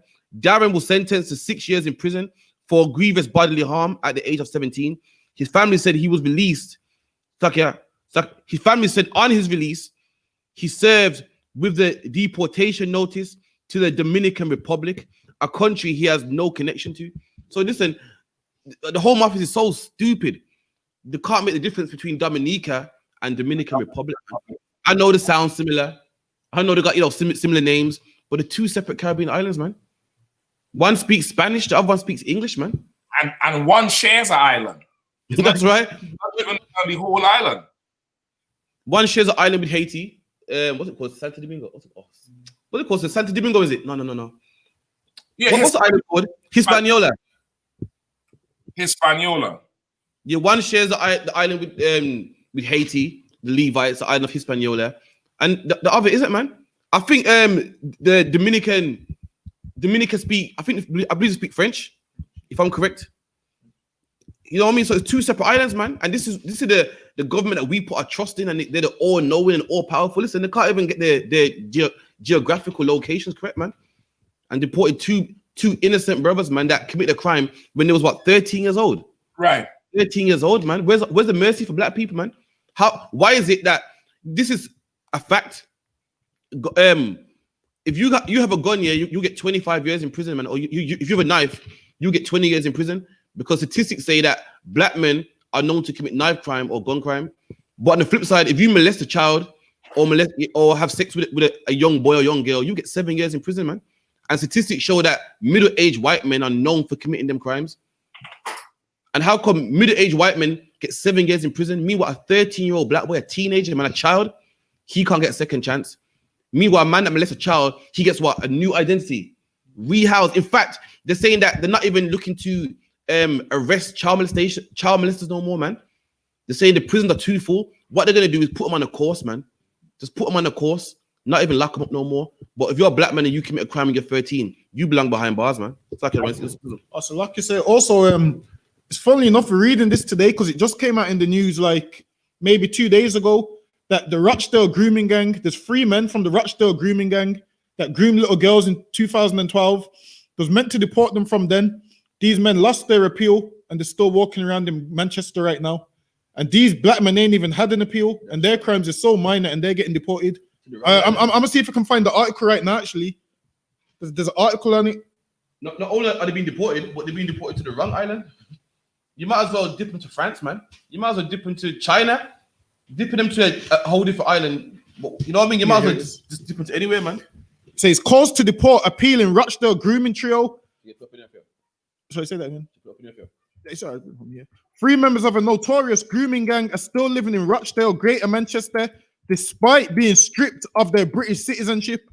Abdul Aziz, Adil Khan, and Kwari Abdul Rauf were jailed for running a child sexual exploitation ring in 2012. The trio lost an appeal in 2018 against the decision to strip them of their citizenship and could be deported. Greater Manchester's deputy mayor said it was completely unacceptable that the men were still in Rochdale. Their continued presence in the community would doubtless be very distressing to those affected by the appalling crimes they perpetrated. Also, another thing as well, one of the women that they raped, she's a few years older now, and she came out on the news and said she was in Asda and she saw the man that raped her multiple times with another young child in Asda, and she goes, she had to leave her shopping and run out the doors, and she thought he was deported, but this man's still walking around in Manchester. Meanwhile, these black men that committed a crime when they was 13, not even men, kids committed a crime when they was 13, they have to get deported back to a place they don't know, whereas these men is from Pakistan and they ain't being deported back there, and they ain't even got British citizenship, and they're still allowed to walk free. Yeah, that's crazy. That is crazy. And them is the ones in the grooming gangs, right? Come on, can't say. Like up north is known for them, man. You get like Pakistani men in their 40s and 50s, and they have sex with these young white girls, man. I think they bribe them with chips and stuff, and they get alcohol. They get the vulnerable ones as well. So the weight around them, you know, them foster homes where you don't live with your parents, you live in them homes, and you come from a broken home, so you've been fostered. They lurk around there. So what they do is offer them cigarettes and money, and then before you know it, they take them to a flat above the chip shop, and then 50 men are dealing with them and just give them a little £30, £40, and then that's how they usually do it. Like they get the vulnerable ones, who the ones who no one loves them, so they pretend to love them and then start saying to them, "If you love me back, you'd sleep with him." And most Pakistani men are known for it. I'd say about 100% of them are known for it. I'd say. Girls they get? Yeah, you get like young little white girls with the muddy trainers. You know, mommy ain't really at home. Nobody cares for them, and that's the girls they get. And these are Muslims that go to mosque on Friday, man. Devout Muslims with the hat with the kufi on and everything, man. And then raping after these little white girls, man. Raping them up, grooming them, buying them because they own chip shops, and you know, so they'll bribe them with chips and alcohol and stuff like that, and having sex with these little girls, man. To the point that now it's a thing. It's not one individual, not two. It's actually a thing. It's like, you know, knife crime's epidemic. It's like coronavirus, man. Right. It's that big. It's actually, you can actually type in Asian grooming gangs and all types of articles will pop up, man. There's millions of articles. Like, it's meant to be haram to drink, but they love plying these young white girls with what? Drink, drugs, and then they rape them and abuse them. Like, they lock them in a room. And you know what? There's a million articles on it, but for the ones that are coming out now, it's mostly up north. So all them foster homes, what are they called? Foster homes, is that they call them? I know it's Bradford and Sheffield and them places there, man. So wherever all the Asians are, this is where all the grooming gangs are. The good news is they leave black girls alone. So that's the good news. It's made them the little white girls, man. Or we just ain't hear about it yet. Kind of one card. Usually the case. Usually you'll hear about all the other nations' problems before black people. That's right. Like, you'll hear about black people problem last because don't nobody give a damn about black people. You understand? You know what I mean? Or it could just be the social makeup of UK where our kids are not so do not fill up those homes that much. Maybe those homes, the population in those homes are, you know, majority heathen. You get what I'm saying? But they don't want. I was saying, listen, don't bring that to Brum, man. Black people down here, you bring that. Listen, I don't know how the white men do it, but down here, yo, you don't want that smoke down here, man. But so like I said, got an article here about the cricket, Jason Holder. Yeah, please. If you want to, we got time. 10 minutes left. Yeah, we over big time. Yeah. Oh, you want to say it for next week? We'll say it for next week. I'll drop my one shot, my boom, killer shot. Here, right here. So listen, right here. Listen, so look, shots gonna go right here. That's right. That's what it's gonna be, and that should be enough, to be honest. Two bullets, one bullet should be enough.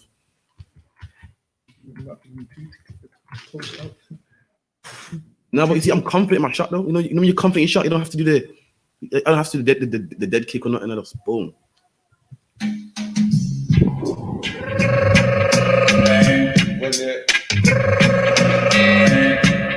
Hey, ring the alarm. Hey, whoa, ring the alarm. Another sound is dying. Whoa, hey, ring the alarm. Another sound is dying. Whoa, hey, some sound like a pigeon pan. Listen to the sound, it's a champion. Rock the dance in any session. Rock up the woman and rock up the man. Ring the alarm, another sound is dying. Whoa, hey, ring the alarm, another sound is dying. Whoa, hey.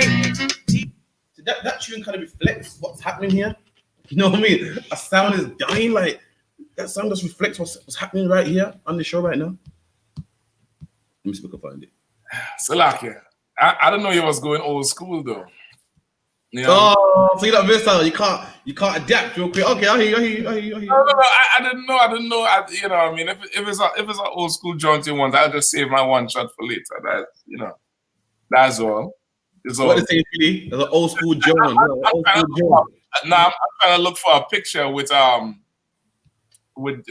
with that ank. I should have took a screenshot, brother. I think that's, you know, that there is. I mean, if that's an image, like, okay, like who fit the description? What would a drug dealer look like? What, you know, a jack boy would look like? What not to marry would look like is that shit there. Bitch with that ank on her chest. You see that shit? Run. Yeah, I mean, full out run. All right, so where are we going now? We're going old school? Come on, Con. All right. Tenor saw. Yikes. All right.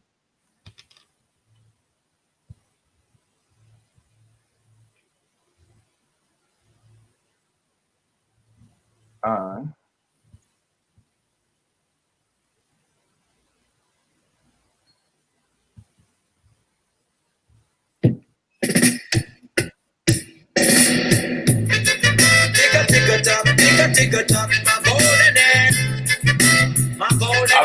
You lost. I see it on your face. Tick a tock, my golden age. Play next for the gentleman. Sometime 9 and sometime 10. Oh, and whenever she lay, she make an alarm. Leo,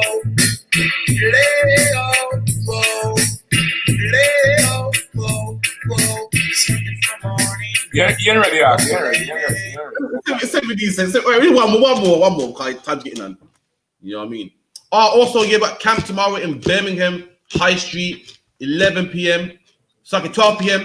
We got Sabbath service also 10 a.m. as well. So make sure you're there. Anyone wants to come and support, give you donations. It's going to be camp 11 a.m. Brixton High Street outside Primark. Right? We got camp. It's like it's this murderation thing. Birmingham High Street outside Primark. All right, so make sure you're there. Also, anyone wants any food from the food program, make sure you contact the school numbers. It's on the screen: 079-607-46784. We got tons of food. Anything you want to give a donation, we give away food at the I.S.U.P.K. Make sure you contact the number. Don't be proud. Don't feel like there's nothing wrong with wanting food, man. We're all brothers here. Don't feel proud. You know what I mean? You're gonna go Tesco anyway and give me your money. Why don't ask your brothers, man, and get fed. With that, he goes the final shot.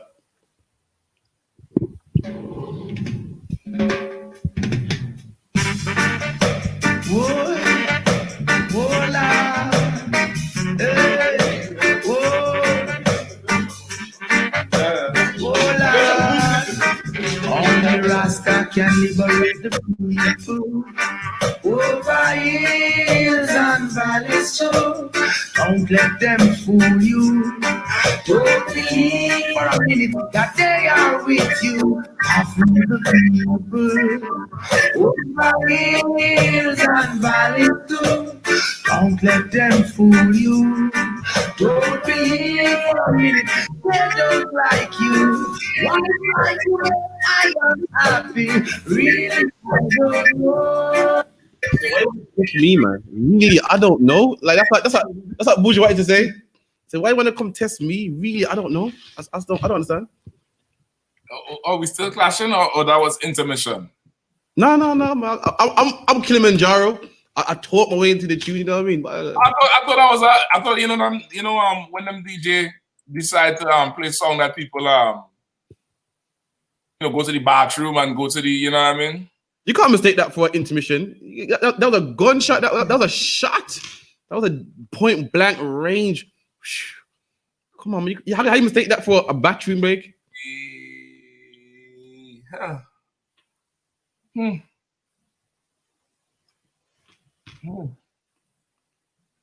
I ain't too sure, I think that was, that was an intermission tune, that was a bomb. That was Hiroshima and Nagasaki. That was Ricky in the alleyway.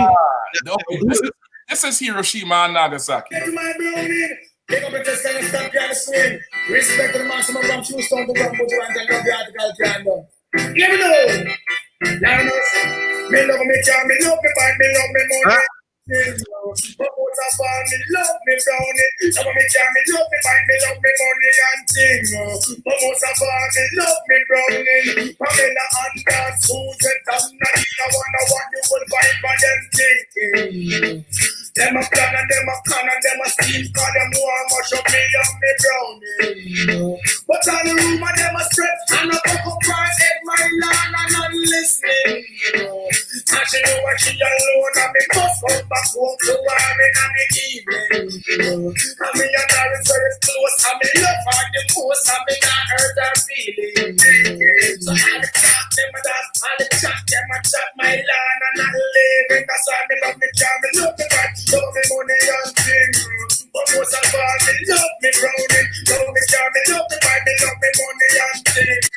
Okay. Honestly, admit defeat. I can admit it. That was a banger. I didn't see it coming. That was hard. I mean, goddamn, man, you send niggas to the bathroom. Don't go by your. I'll give you that. That was hard as shit. Yeah, I didn't see it. Over here. Listen, that's, Bauman, 2 Guinness there. What going That's what going on in that. I don't know. Over. What do you fucking, come on, man. Shit. Play that next week when the Ras come on the show to defend me. I'll give you that. Okay, you want that? I'll give you that one. Today for you, tomorrow for me. What's the name of your book, Rapture? Rapture. That's some Rapture music. Over here, son.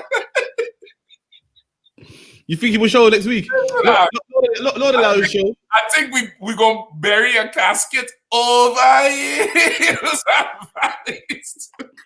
You can't do me like that, man. You can't do me like that, man. Like that. Don't blame me. Blame August. You can't blame all. Yeah, man. But again, we're gonna be here next week on the ends every Friday, 9 p.m. Every Friday, 9 p.m. Make sure you contact the school. You know what I mean? Make sure you pay tithes and donations. All right, 079-607-46784. That number's always on. Contact the school. And that's it, man. Again, Sawada, sir, for being on. Captain Bashak, the Warhead. Got Officer Dungabar, the Blood Warrior, Have you noticed his brother all got red? They all got a red headpiece. His first garment, red garment. Man, because his brother loves blood, man. And obviously you got the Birmingham assassin. That joke, I play it. The Birmingham assassin. The Birmingham with a passion. You get me? That's me, you know what I mean? And with that, we'll say shalom, all right? We here next week. All right, bro. Shalom. Shalom. So how about Shem Yashabata?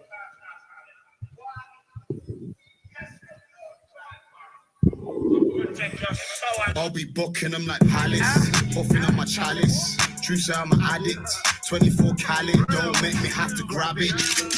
Cabbage, niggas can't manage. That's another slapping. Niggas thinking that I'm famous, that I won't slap it. Nigga, I'm erratic. Erdington Savage, yeah, you call this modern warfare. When we double tap it, clicking and we clapping, shots burning through his jacket.